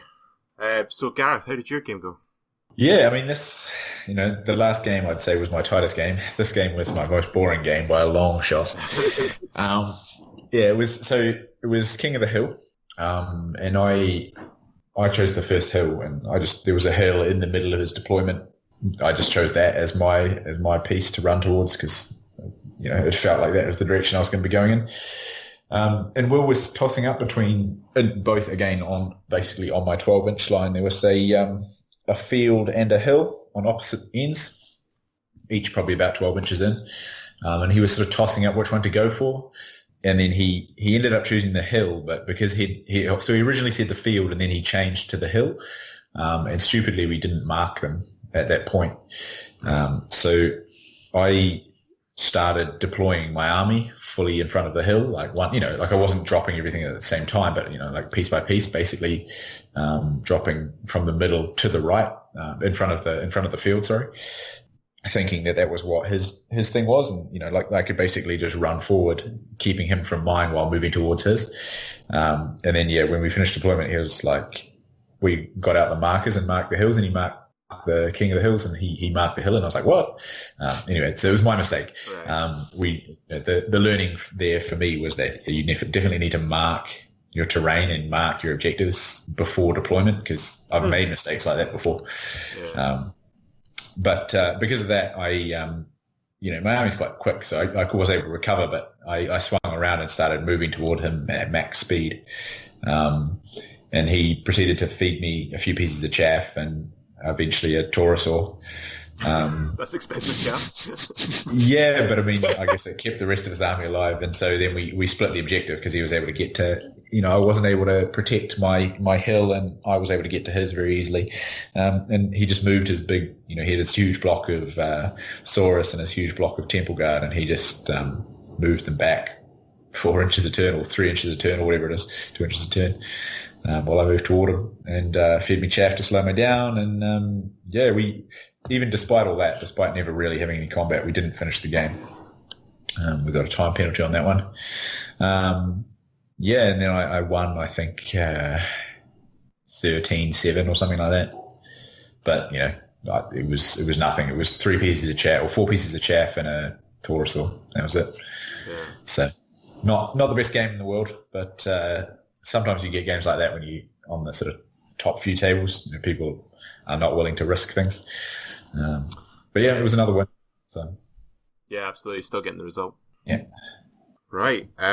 So my game 4 was against Kieran Dunn, and if you cast the second list, you didn't actually want to play. If you cast your mind back to our post-tournament, pre-tournament show, I highlighted the 2 Warriors list and Kieran's list as the list I didn't want to play. Yeah. So when I found out I got drawn against Kieran, I started going fuck, because I thought in the position I was in, if I got an okay matchup, then I could be pushing for those top tables to finish on. But Kieran, I thought, oh no, this is going to go bad. And then talking to Kieran over a beer the night before, and then thinking about it when I got back, I actually started to really fancy my chances, because he's got a lot of shooting, but it's all close range. So I thought if I do a lot of damage early on, and I just deploy far away from him, then he's got to come to me, and he's going to have to weather at least 2 turns of shooting. And I've got a lot of shooting, and there's not a lot of lists that are going to be able to handle that. The only thing in his list which I was really not happy about was the Pendulum unit, because short of getting lucky, or short of being able to just fully concentrate fire on it, I can't really deal with it. So I was kind of resigned to the fact that I'm just going to have to chaff that to shit if it gets anywhere near me. So it got to the day, and it was King of the Hell. He chose the forest on his right-hand side. I chose the forest on the other. We deployed. I dropped for first, and holy fuck. My dice must be racist against Irishmen. Because all I saw was unicorns for that first turn. It was insane. I just blew him away. He had 2 units of the shooty vermin hogs. What are they called? The Thunderhawks? Yeah. Thunderhawks, yeah.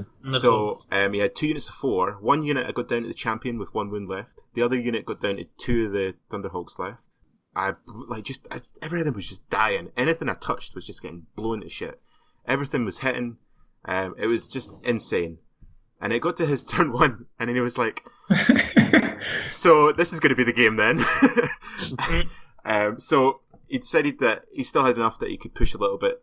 He pushed up a little bit more. His turn 2 shooting didn't really do much. My turn 2, obviously, my dice were still racist. Opened up again. I just kept blowing shit away. I killed the Vermin Demon in 1 turn of shooting. Oh. And it was just with crossbow fire. What? Oh my god. I got his T5, and I got they're accurate because of the orders, and I got the -1 armor spell off on him. Because he wanted to shut down my missiles, so I thought if I sneak that in first, he'll let it go. And he did, and that meant that he wasn't getting any armor saves, so it was just a 5-up ward, and it's just the volume of shooting. That was 30 strength 4 shots going into him, and a 5-up ward. So all it took for him was to be a little bit unlucky on his ward saves, and then that was him dead. And that was his general as well, so that was a massive. It's like 1,000 points. Yeah. And Kieran's sitting looking at what's left of his army, and he's like, I think I'm going to get 20 here. And I was quietly confident that was going to be the outcome. So, well excited. So I was like, yes, this is ideal. This is absolutely the position I want to be. And then Kieran kind of stood and thought for 5 minutes, and he was like, so I either pull back and I conserve points, or I push and I just try and get something out of the game. And he went, right, I'm going to push. So he hid the Vermin Hulk units, because one champion still had 1 wound. So he hid him behind a hill, and then the other unit he hid behind the hill as well, which actually came back to bite me. And he pushed with the pendulum. And the pendulum's quite quick, so I just kept throwing chaff in front of it. But now his shooting was in range, so it was starting to pick off the chaff that I was holding in reserve. So his pendulum unit hit a chaff, overran, and it gave a unit of chickens a flank charge into them. And this is where my greed got the better of me, because I was thinking, if those chickens get in there, the dice go my way, that's 20. That's 20 there and there.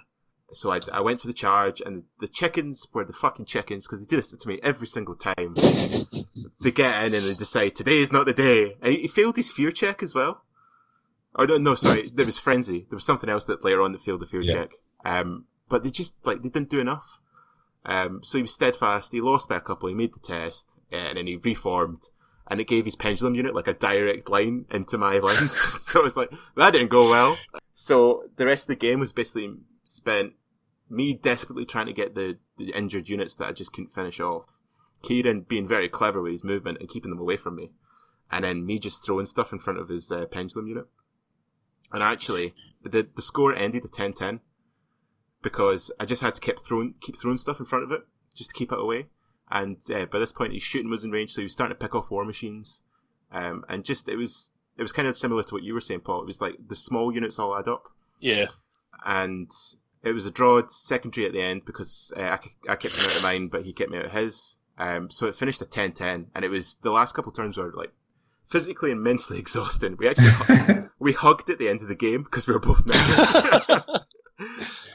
But it was did kind of take you up on a sexual flavour. Yeah, he did. He definitely felt my arse as well. Got a little bit actually. Yeah.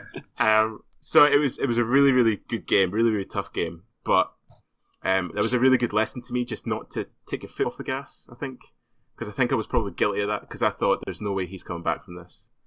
And by all accounts, he probably shouldn't have.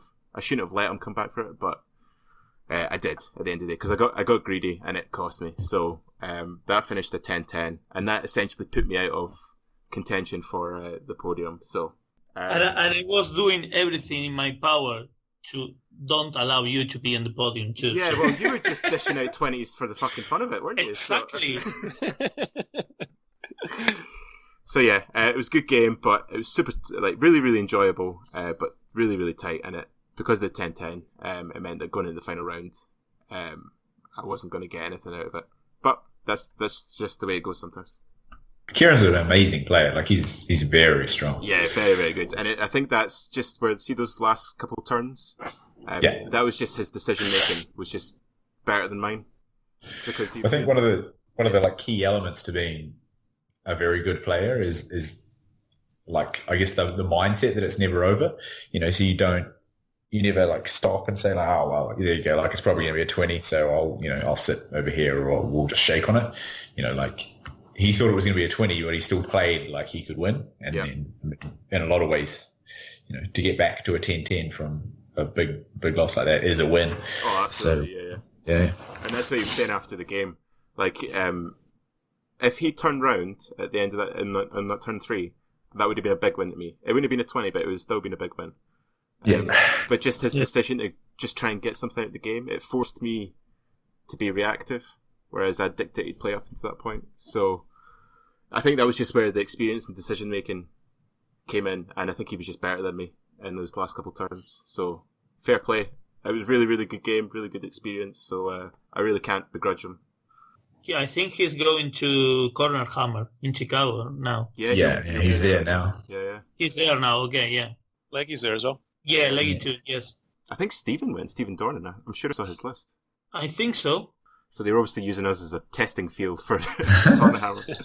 Well, I think that Kieran Lees has the Thunderbolts too, so probably it's a similar list. Yeah, we were talking about about Thunderhawks are very good. Yeah. We were messaging after the tournament, and he was asking me for some feedback on his list and stuff like that. And I think it was really just tweaking, because I actually think that list is solid. So, another thing, you forgot about the lightning rod till turn 2. So that made a big difference, because it meant I could alpha strike. Yes. So that was another thing. That was just a slight error that cost them. So final round.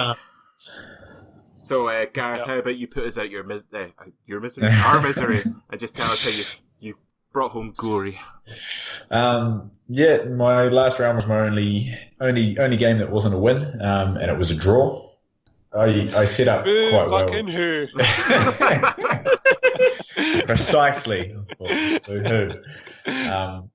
So it was against Jack Austin with his vampires, and it's a very strong list, and the Terrorgeists are probably the entire tournament. They're probably the thing that's most suited to killing toughness 8 Sphinxes. Yep. So I was worried going into it, but then at the same time, if the Sphinxes survive, they're also extremely good at killing Terrorgeists. So there's a win-win there. And quite early on, we lined up basically straight in front of each other, and then sort of shuffled forward. And there was an opportunity for him to charge my Sphinx on his turn 2, which he did, and failed. And then so I immediately charged his Sphinx with his Terrorgeist with my Sphinx. And then he amazingly failed to kill my Sphinx, which shouldn't happen. You probably do about four wounds on average. Yeah. So about 50% of the time, or probably a little bit less, you're going to kill the Sphinx. They've got 5 wounds. So he didn't kill it, and I was like, yeah, this is it. This is the game. I'll win big now. And I think I had rerolls to wound off on my Sphinx. And then I failed to kill his Terrorgeist, which shouldn't happen. I hit it on 3s, wounded on 2s, with a reroll, and then D3 wounds. I've got lethal strike and poison. Everything's there to kill the thing. And I did. I think I did 4 wounds or something like that.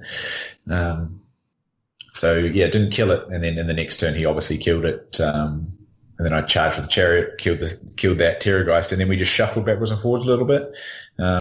In about the 4th turn or 5th turn, I had an opportunity to charge my Shabti and my remaining Sphinx into his Necroguard block, his Graveguard block.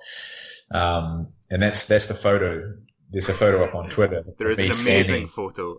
Like an idiot for about 10 minutes, just trying to work it out in my head, going through the math. And in the end, I didn't make that charge, so I didn't charge. And at that point, we had both lost exactly 500 points, and it was banners. So we would have to lose a big core unit scoring unit for the objective to split. So I knew it was a 10-10. Realistically, all I needed was a 10 to win the tournament. So I just decided not to charge that. Go for that double charge, just because if one, they were both quite simple charges. I think it was a 6 and a 7, so it's pretty safe both on Swift Stride. But the Shabti wasn't on 6; they were on a Swift Stride. But you only have to fail one of those things, or that combat has to just go even slightly worse than average, and then I lose the game 20-0, and at which point I probably wouldn't have even podiumed. I backed off, which I have never done before. and I'm not a fan of. I hope I never have to do it again. So I backed off. I moved everything back, turned my chariots around, marched 8 inches away. And we just called it a game. It was I think that was probably the safe thing to do. Yeah, absolutely. I mean, it basically guaranteed that I won the event at that point. And it was also in Jack's favor because he knew that he was going to podium. So he, like when I was debating it, like I could tell that he didn't want me to charge. Just because the way he put it, and it was a very smart way to put it, is that if I charge in there, one of us is winning the event and the other is not. They're disappearing from the podium. And that's the best he's ever done in a tournament. So he was very keen to not lose that moment. So I think it was, it worked well for both of us. Because you rolled out after, didn't it? Yeah. So then at the end, we had plenty of time left. So we actually did that combat. If I got both the Shabti and the Sphinx in, and then, so I got off 2 spells, which is, that sounds crazy, but it's not. It's probably about average with my wizard setup. I should get off 2 spells most phases. I did win.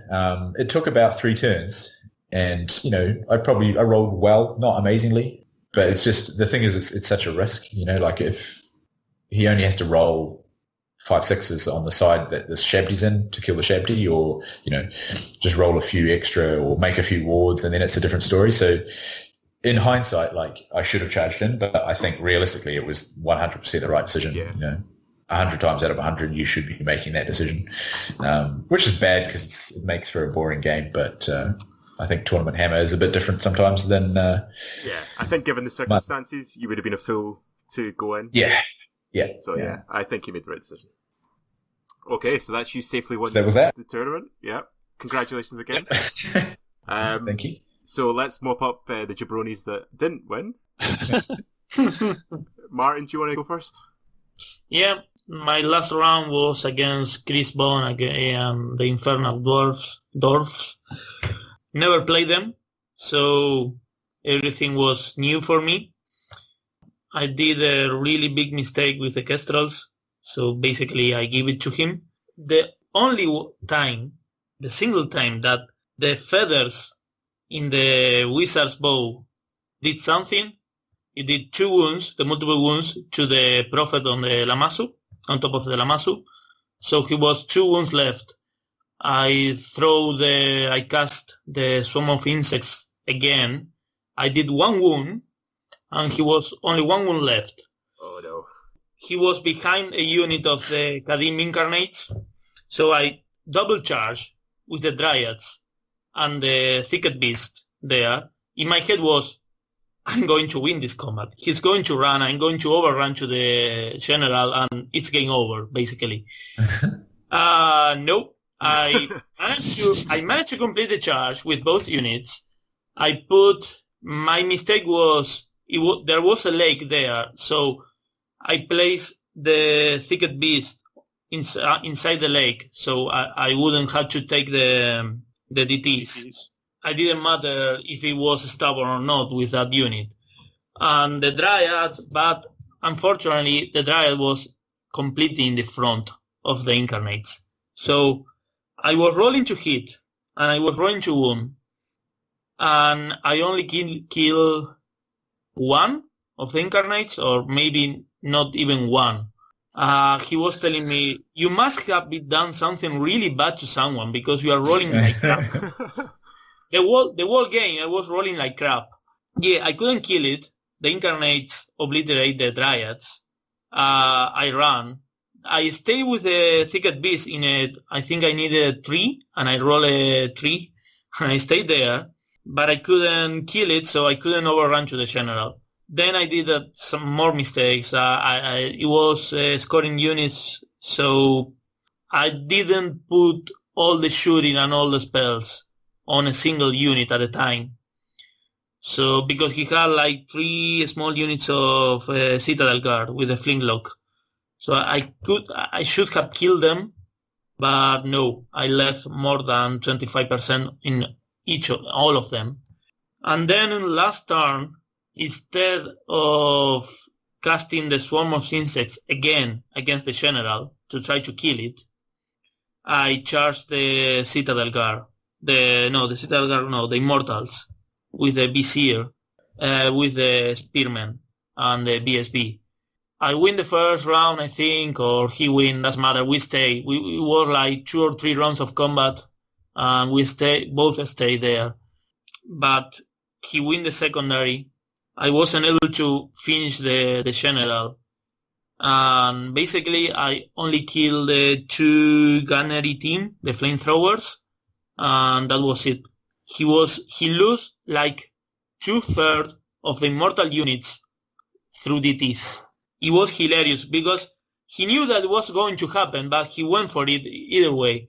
And he was losing, basically on the first 2 or 3 turns, all the dwarves dead were because of DTs. We were having fun because of that, but it was like, yeah, man, you have really bad luck with that. But no, he managed to stay because I went for, if I manage to break that unit, it's going to be steadfast with the BC and all that.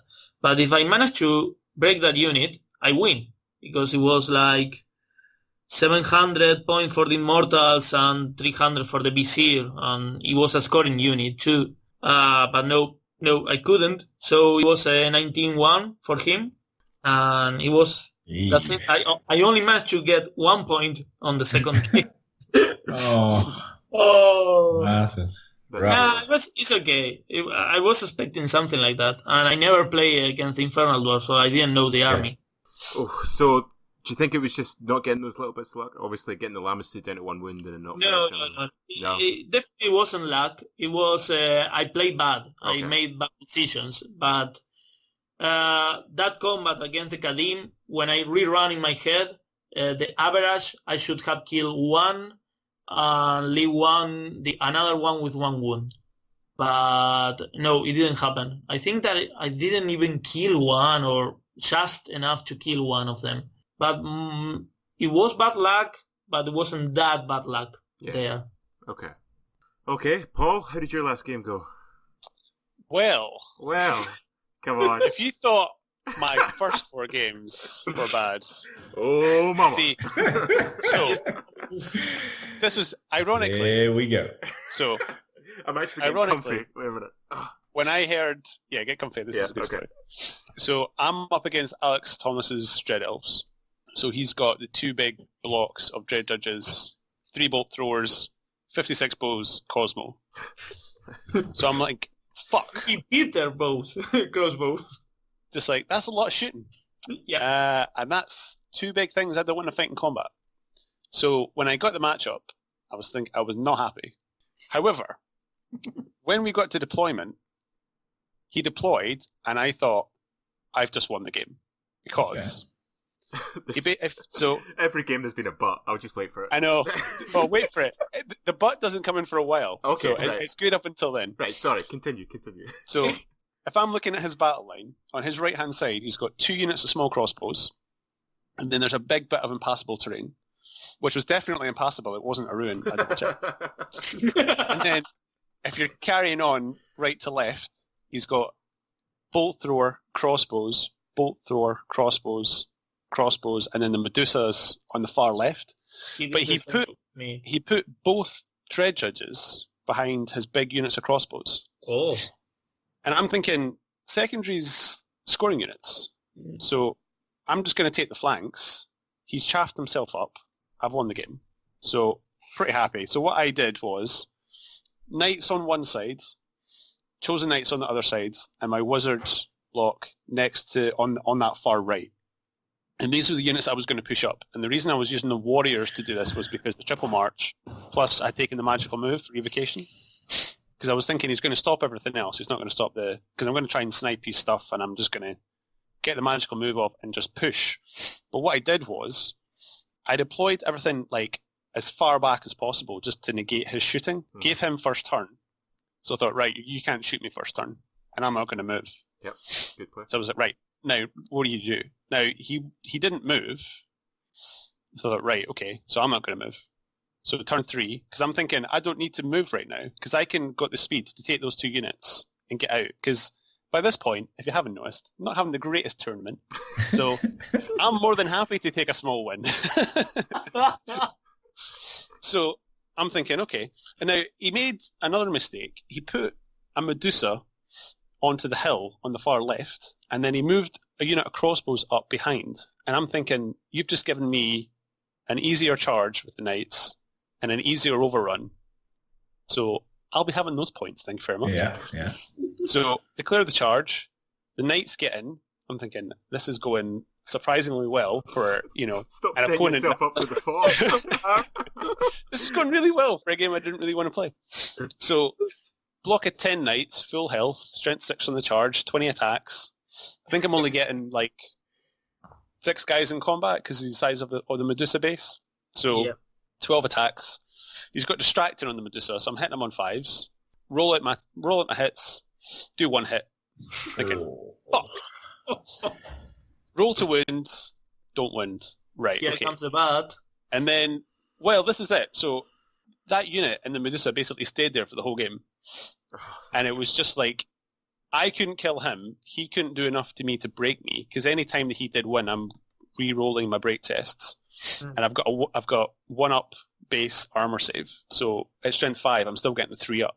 And I was making most of my saves, which was good. So that was a bit of a fucking nightmare on that side. So I thought, right, well, that's that plan fucked. But at least he can't shoot at me with the bolt throwers because I'm in combat. On the other side, I had worked out that I think it was something like 2 or 3 turns, I could get to the other side and I could kill these units. In, I want to say 2 turns, the 19 block of warriors went from 19 to nothing by the time that unit actually got into combat. He managed to get off 2 of the big damage spells with Cosmo. Crossbows were doing wounds, and then I think when the actual unit made it into the combat, I think the general was alive, and there was maybe, say, 12 warriors. And then I roll for a spell and I miscast. And I get triple 4s, which is 2d6, AP, 2 or 3. And then I kill the whole unit. The whole unit dies. Fuck's sake. So my general now is in combat with 9 crossbowmen. I'm like, for fuck's sake. Go on, Rambo, do it. He gets killed, and then I think, right, okay, that's okay, because this is happening now. This is the game. Oh, shit. The chosen knights blast through their target, turn around and think, right, I'm gonna take that unit. So it goes back to my turn. I declare the charge, and he flees, and then I can't catch him. I've got a fallen unit there as well to try and catch him. They can't catch him, and then the game ends, and that unit's fleeing. But because of the rules of the secondary, I get the 25% points or whatever it is, but I don't get those secondary points. Yeah. Oh, that's so annoying. So neither of us win the secondary, and he ends up winning 13-7 because of that massive point swing. Yeah. So what should have been an easy 13-7 for me, if not more than that, because I would have killed more of his stuff, he ended up winning the game. And ironically, it was probably my favourite game of the whole tournament. Because I knew in myself I've done nothing wrong in this game. Like, tactically, he's made the mistake. Yeah. And I've just played to that mistake. The table suited me because there was a lot of impassable terrain. There was like 2 hills, there was a building, and there was an actual piece of impassable. So I thought, I can use all that to my advantage to block his shooting. So that was really good. But it was just bananas. Just those 2 rounds of losing that many warriors to just bad rolls. It was just insane. But Alex was a really nice guy. A really good opponent. So despite that, I did have fun. And like I say, I ended up enjoying it. So 13-7 to him. Did he use the dead chassis at all? Or no? Sorry? The 2 units of chassis. He uses or not?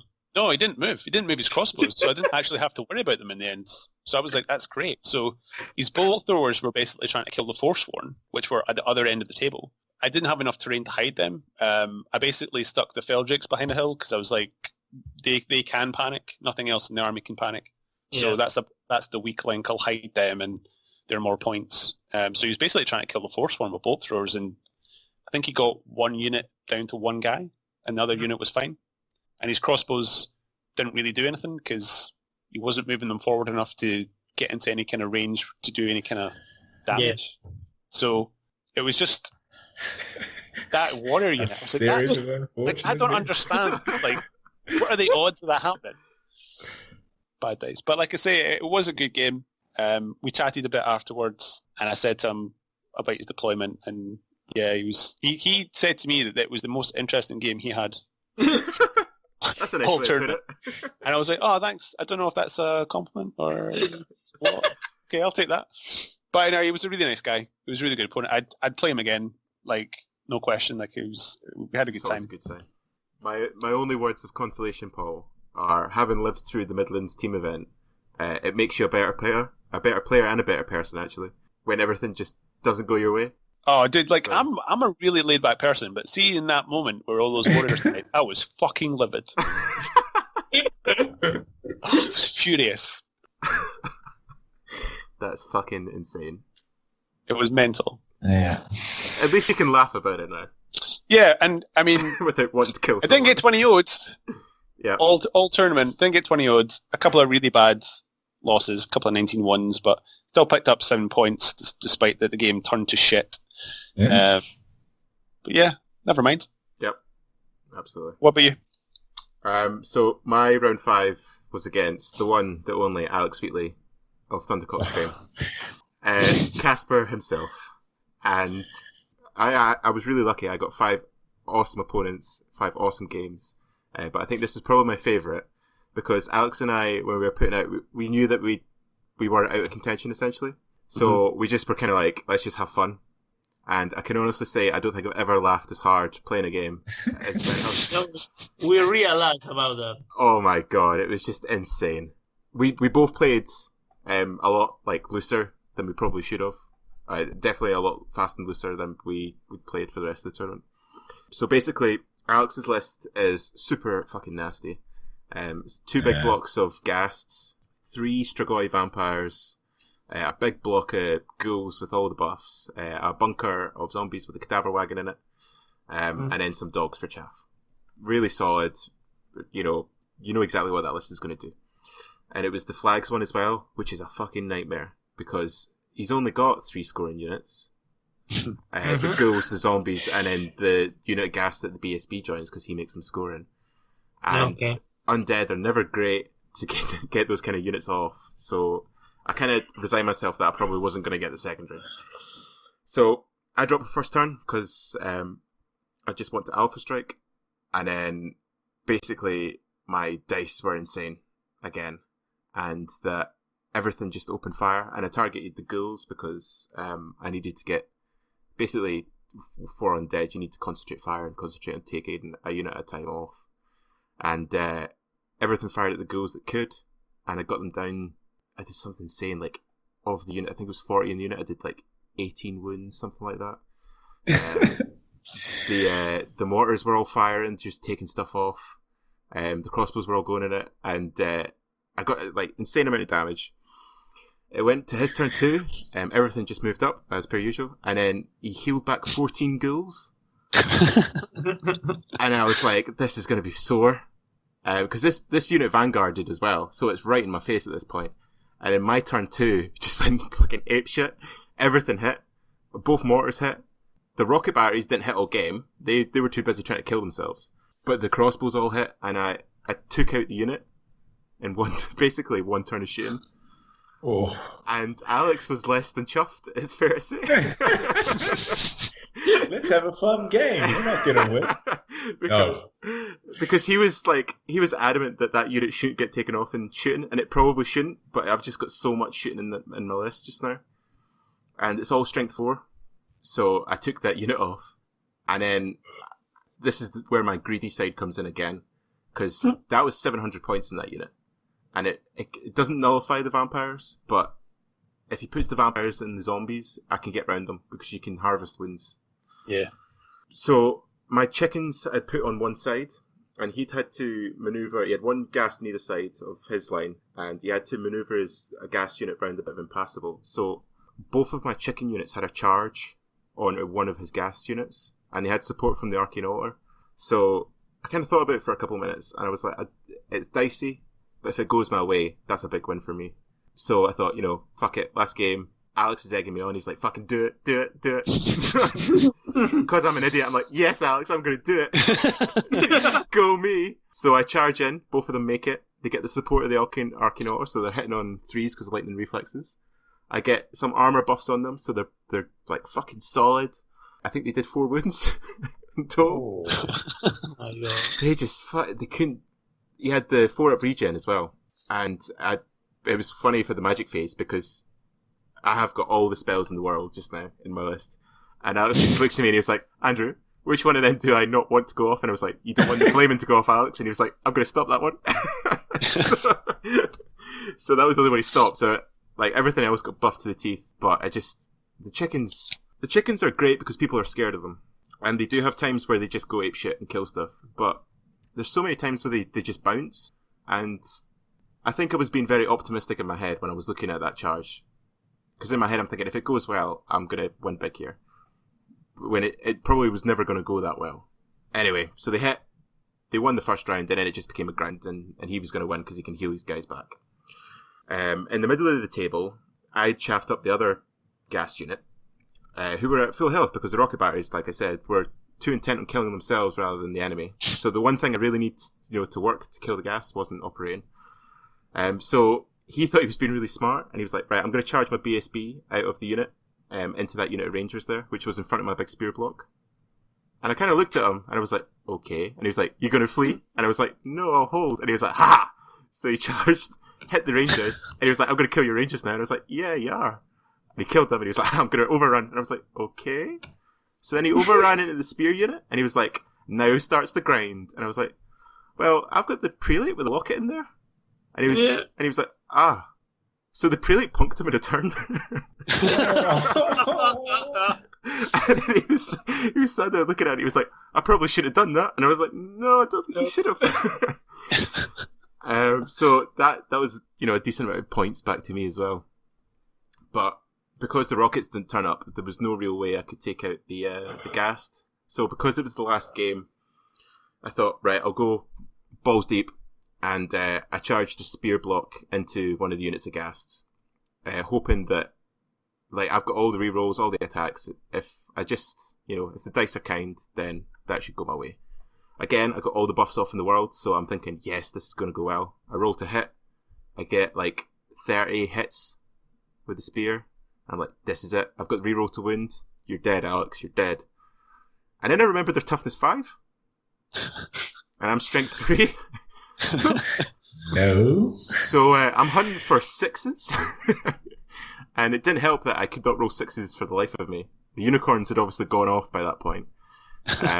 Because I think I did 3 wounds out of 27 attacks re-rolling, which is below, but it's not, massively off. And I ended up actually losing that combat. And luckily, that was late game, so I managed to get away, and he hadn't killed me under 25%. So I managed to chaff him for the last turn. So that was actually really lucky, because it could have been, 1,000 points, over 1,000 points lost there if that had gone really badly.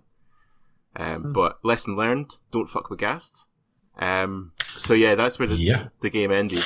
And it ended a 12-8 to me on points, but Alex got the secondary because I just couldn't get the scoring units, whereas he managed to pick off, what did he get? The chickens, 2 units of chickens, so that was 2 scoring units. So in hindsight, I really shouldn't have done that. I should have just played the long game, but we had such a laugh, and it was fucking great. It sounds like a really fun game. It was just crazy. So yeah, it was 12-8 on points, but then Alex got the secondary, so it was an 11-9 to him in the end. But it was a really, really good game to finish the tournament on, because honestly, I don't think I've laughed that hard in a long time.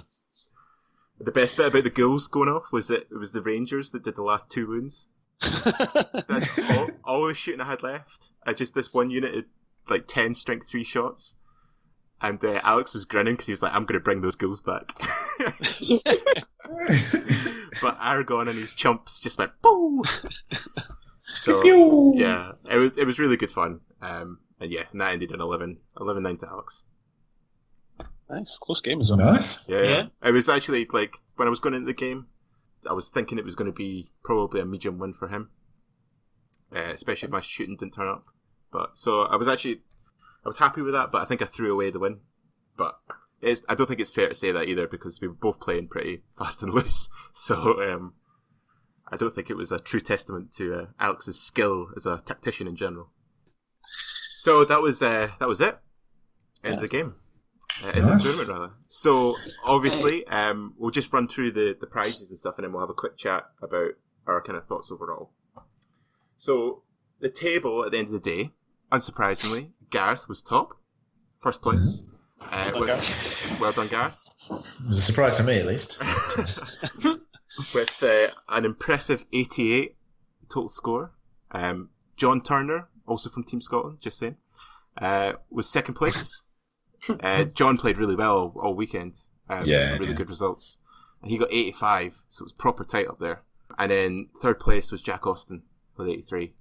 Mm-hmm. And I'll quickly just run through everyone. So we had when you get to the bottom, when you get to my name, Andrew, don't feel compelled to read out the points. Well, at that point. What I'll do, friend, is I'll get to bottom 3, and then you can take over from that bit. Okay. I think we just leave that up to the listeners to decide.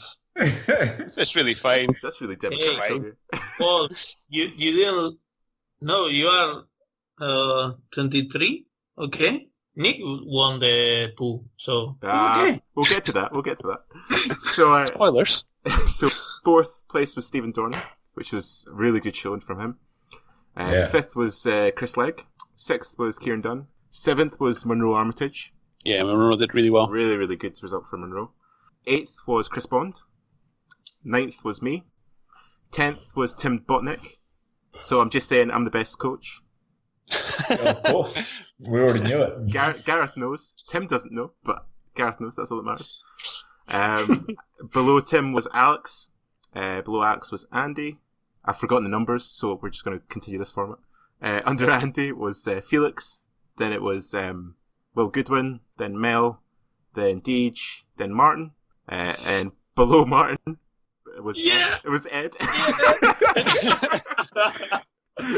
I'm really happy about that, Martin. By 1 point. Oh, yeah. I'm really happy. Because Ed got minus 10 points time penalty. Yes, exactly. Below Ed was Gary Quirk. Below Gary was Barry Lynch. Below Barry was Alex Thomas. And in the bottom 3, Paul, do you want to talk us through this, or do you want me just to rip it off like a band-aid? Bottom 3, in no particular order, but in a particular order. Myself, no, Guillermo, and Nick. No, it was not in that order. I said no particular order. Come on. All right, so it was Guillermo on 43, me on 42, and Nick on 40. And the only reason I wasn't bottom was because I actually turned up with a painted army. Exactly.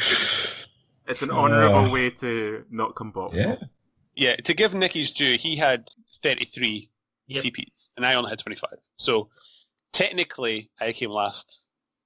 Technically. But then... No, I mean, you say that, but painting is important at a tournament. Like, it's I reckon it's a big deal. And I'm glad that Felix was quite harsh on him. I agree. And I've been telling Nick to fucking paint his army for over a year. Yeah. And he thinks because his girlfriend paints some of his bigger stuff, it counts.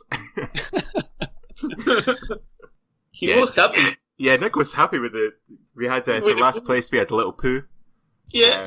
Which Callum had found in the shop.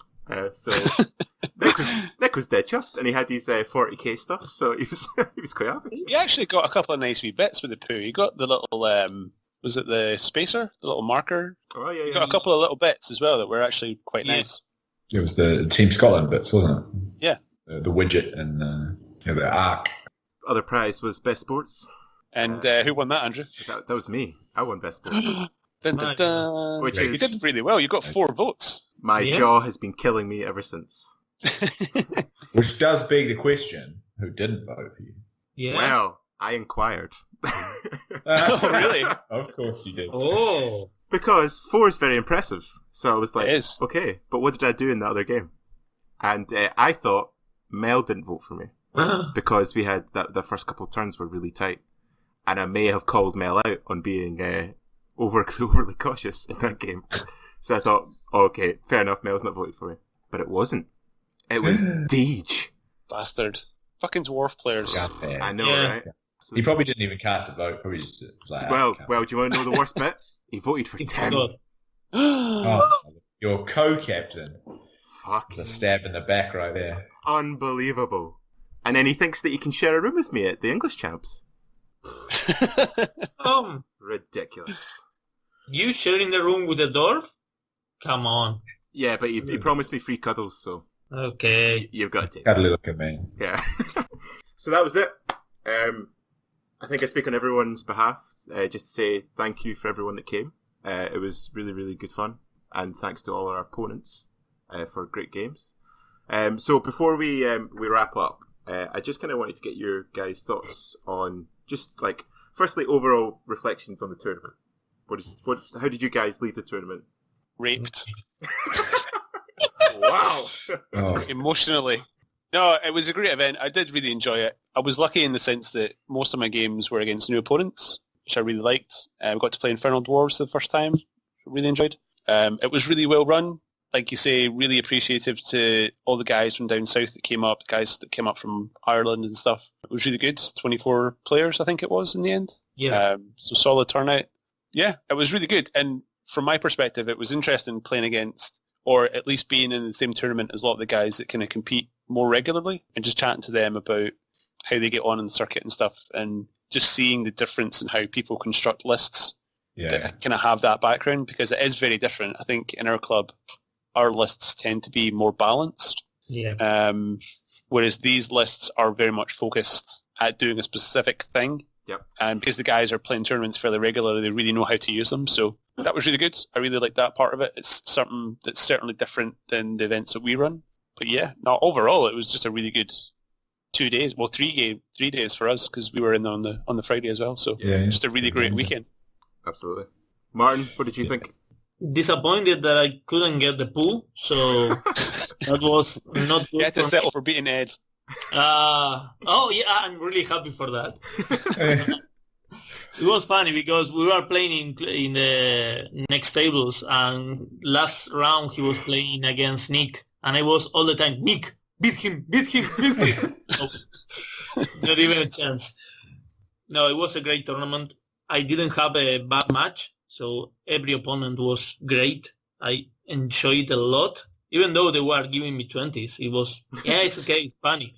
No, it was funny because when you talk with someone that is, like Paul said, they are on the tournaments almost all the time. So they focus on something and they know how to play it. And you learn from experience. Now I know that I don't have to deploy the BSB on the opposite side or stuff like that. Yeah. No, you learn a lot. You learn a lot. Also looking at the list and playing against them, how they measure, how they position the units and all that. Yeah. Of course, we play more like for having fun, and we have like fluffy lists or stupid things we put on the lists, especially when we play against Nick. I'm moving the forest and stuff like that. But it was, in the overall, it was a great tournament. I really enjoyed. When the day was over, I wanted to continue playing. It was like, give me more. Yeah. I don't care. It was quite the opposite for Guillermo, because the first day he was beating the 3 games and he was, I don't want to play anymore. Well, really sad, the poor guy. But I was telling him, wait for the next day. You're playing Paul. It'll get better. Yeah, right? Exactly. Wait until tomorrow. Paul will throw you a win.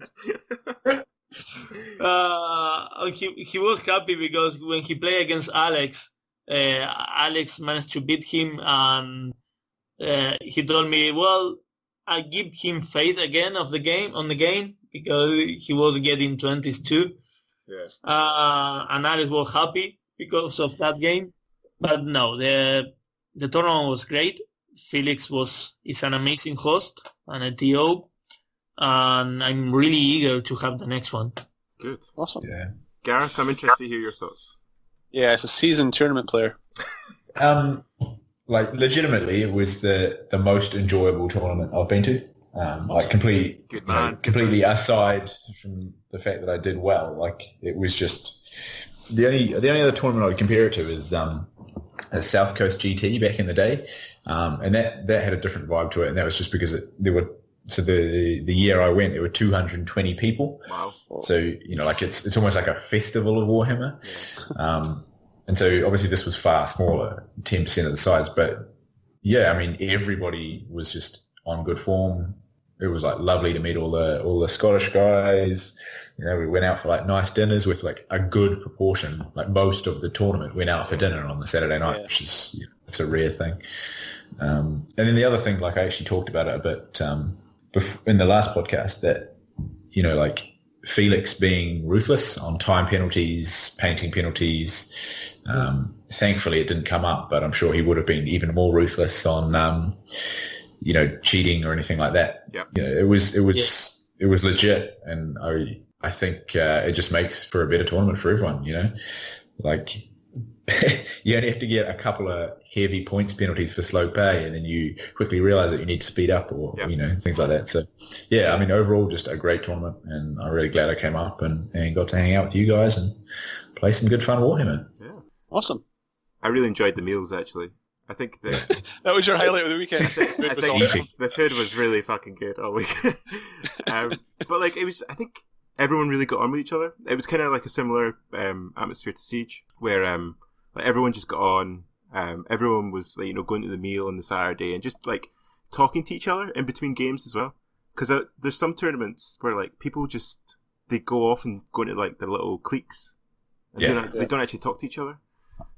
Whereas I think everyone was kind of getting, you're talking to their opponents and talking to different people, and it was just really, really nice, really enjoyable. It was very good. Yeah, and obviously a massive thanks to Felix, because that was a lot of. He obviously had to step in and play last minute. Yes. Yes. I don't think he loved that, to be honest. No, I don't think he did either. But that was a lot of work for him, so major thanks to him. So before we wrap up, I'm interested to hear your guys' thoughts on just looking back over your performance and your list. And obviously we're still in kind of tournament season, and there's events coming up. So Gareth, we'll start with you. Obviously you won, so you can't really complain. No, I can always complain, Andy.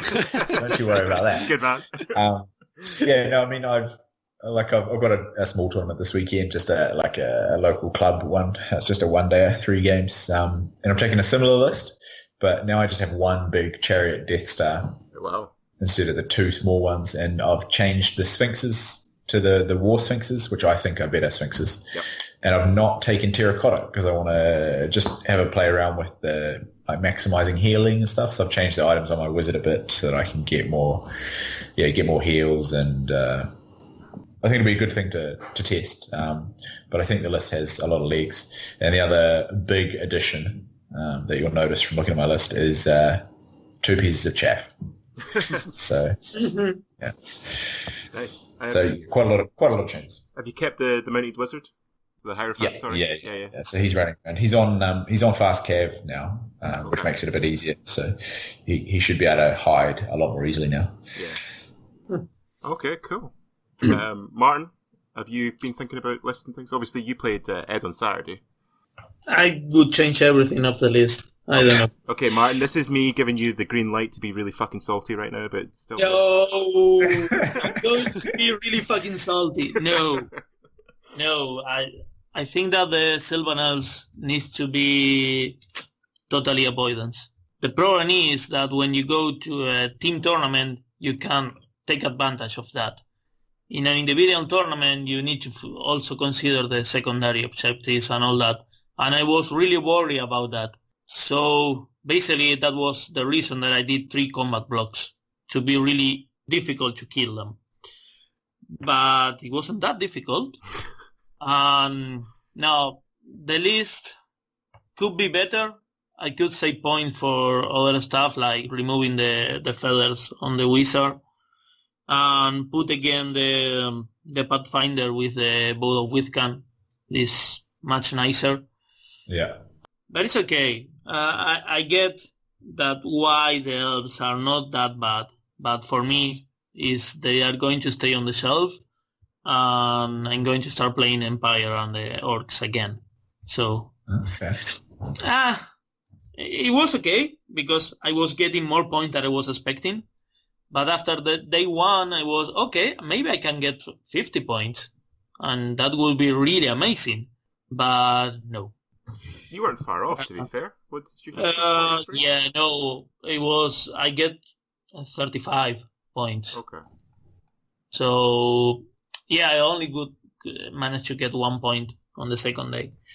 But, no, it's okay. The list, I think the base is not that bad, but I need more avoidance. I need to be able to move fast and pick the combats, not wait for them.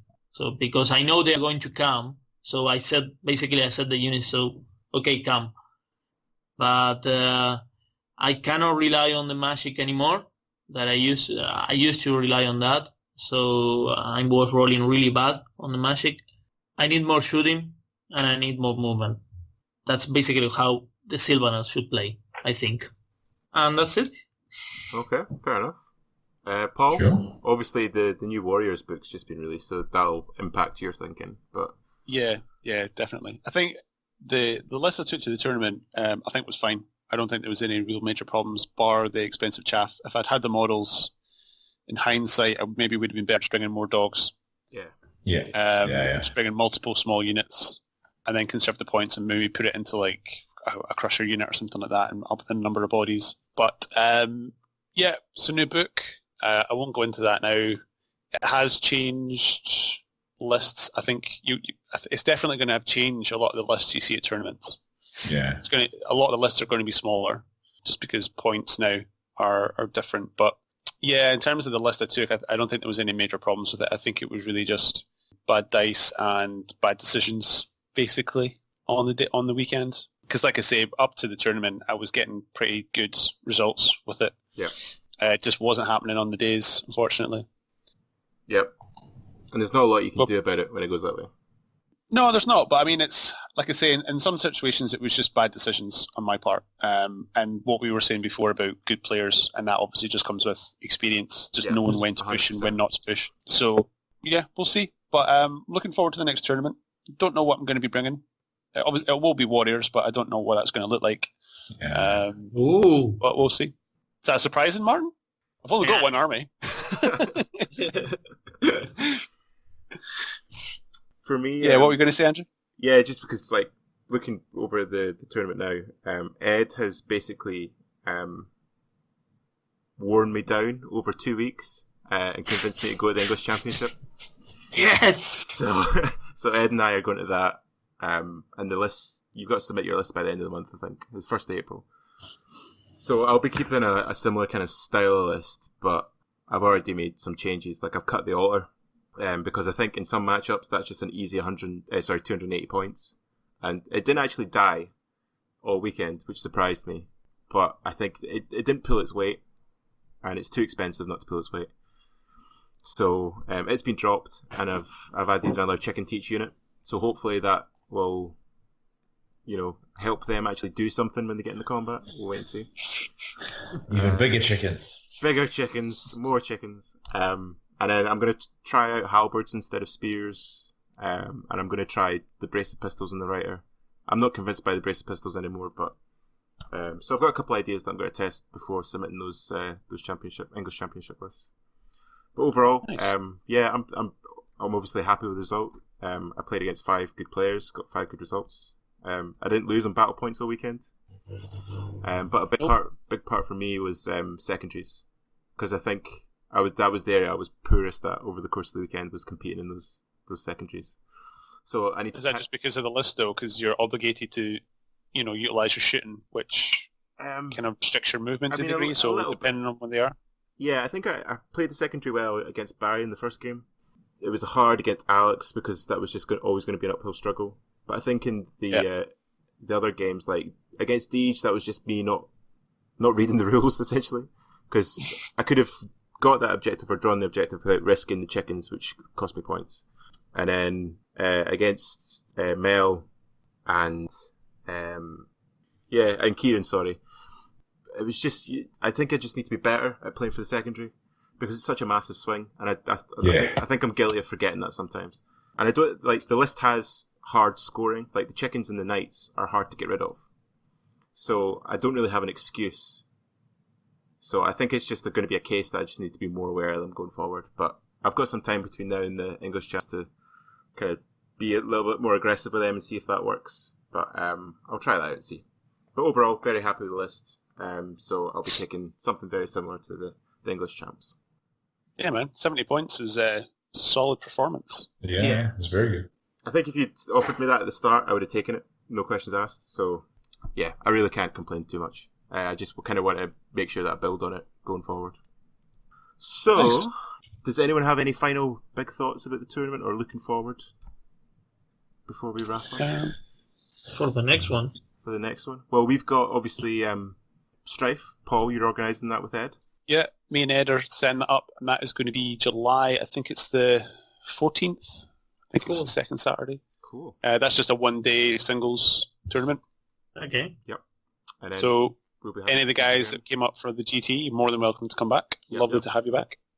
And then we'll have Siege in October. And there's a whole bunch of events that are going on in between. You've got Call to War, Call to Pain. The Renegades are having a tournament in at Firestorm. There's the big team event, which is a 3-man team event that Mikey Newman's organising. There's obviously the English champs. We're really, really lucky just now with the amount of tournaments that are going on. So Yeah. There's the other one in Ireland as well. The guys are setting up. Yeah. there's another one in Ireland. Yeah. Oh. Same place as before. It's the place that's got No, like it's the not. spa and the sauna and stuff. Oh man, that might be a shout. I think it's a 2-dayer. When is this? I want to say June, July time. I But think it might be 2nd and 3rd of June. okay. I can't make that. Fuck. Andrew, we need to go. I know. Don't quote me. Don't I quote never me. been in Ireland, so Yeah, no, we'll definitely be going down. There's on-site accommodation at the place, It's so fucking good. They've got jacuzzi so and stuff. your ticket price includes accommodation, which is on-site. oh. Okay, we'll discuss this. But yeah, there's shed loads going on. So as always, if you want to find out any more about these events, jump on the Ninth Age forum, if I can speak properly, because there's lots of details and stuff up in there. It's a wonderful time to be alive. It is. If you're in the Ninth Age, there's a lot of shit going on. So before we go, just a massive thank you to Gareth and Martin for coming on again. No thank you, worries, guys. it's Thanks always a for being pleasure. here. Yeah, as always, it's great. And I'm sure we'll get you on again Yeah. sometime in the future. Yeah, Paul, any closing remarks before we sign off? No, just again, just to thank everyone that came, and thanks to Felix for putting in the work and putting on the event. It can be a bit of a thankless task putting on a tournament. Sometimes it can feel anyway, but I think everyone really appreciated it and had a really good time. So thanks to Felix. Absolutely. Yeah, very good. Right, so just before we sign off, if you want to get in contact with us, you can do so on Twitter at Scottish Ninth Age. You can send us an email at, what's the email address? Shit. ScottishWildlings@gmail.com. That's the one. Saved. All right, I'll edit that out, maybe. Nah, fuck it, just leave it, who cares? No one's listening by this point, let's be serious. But until next time, we'll catch you later. Take it easy, guys.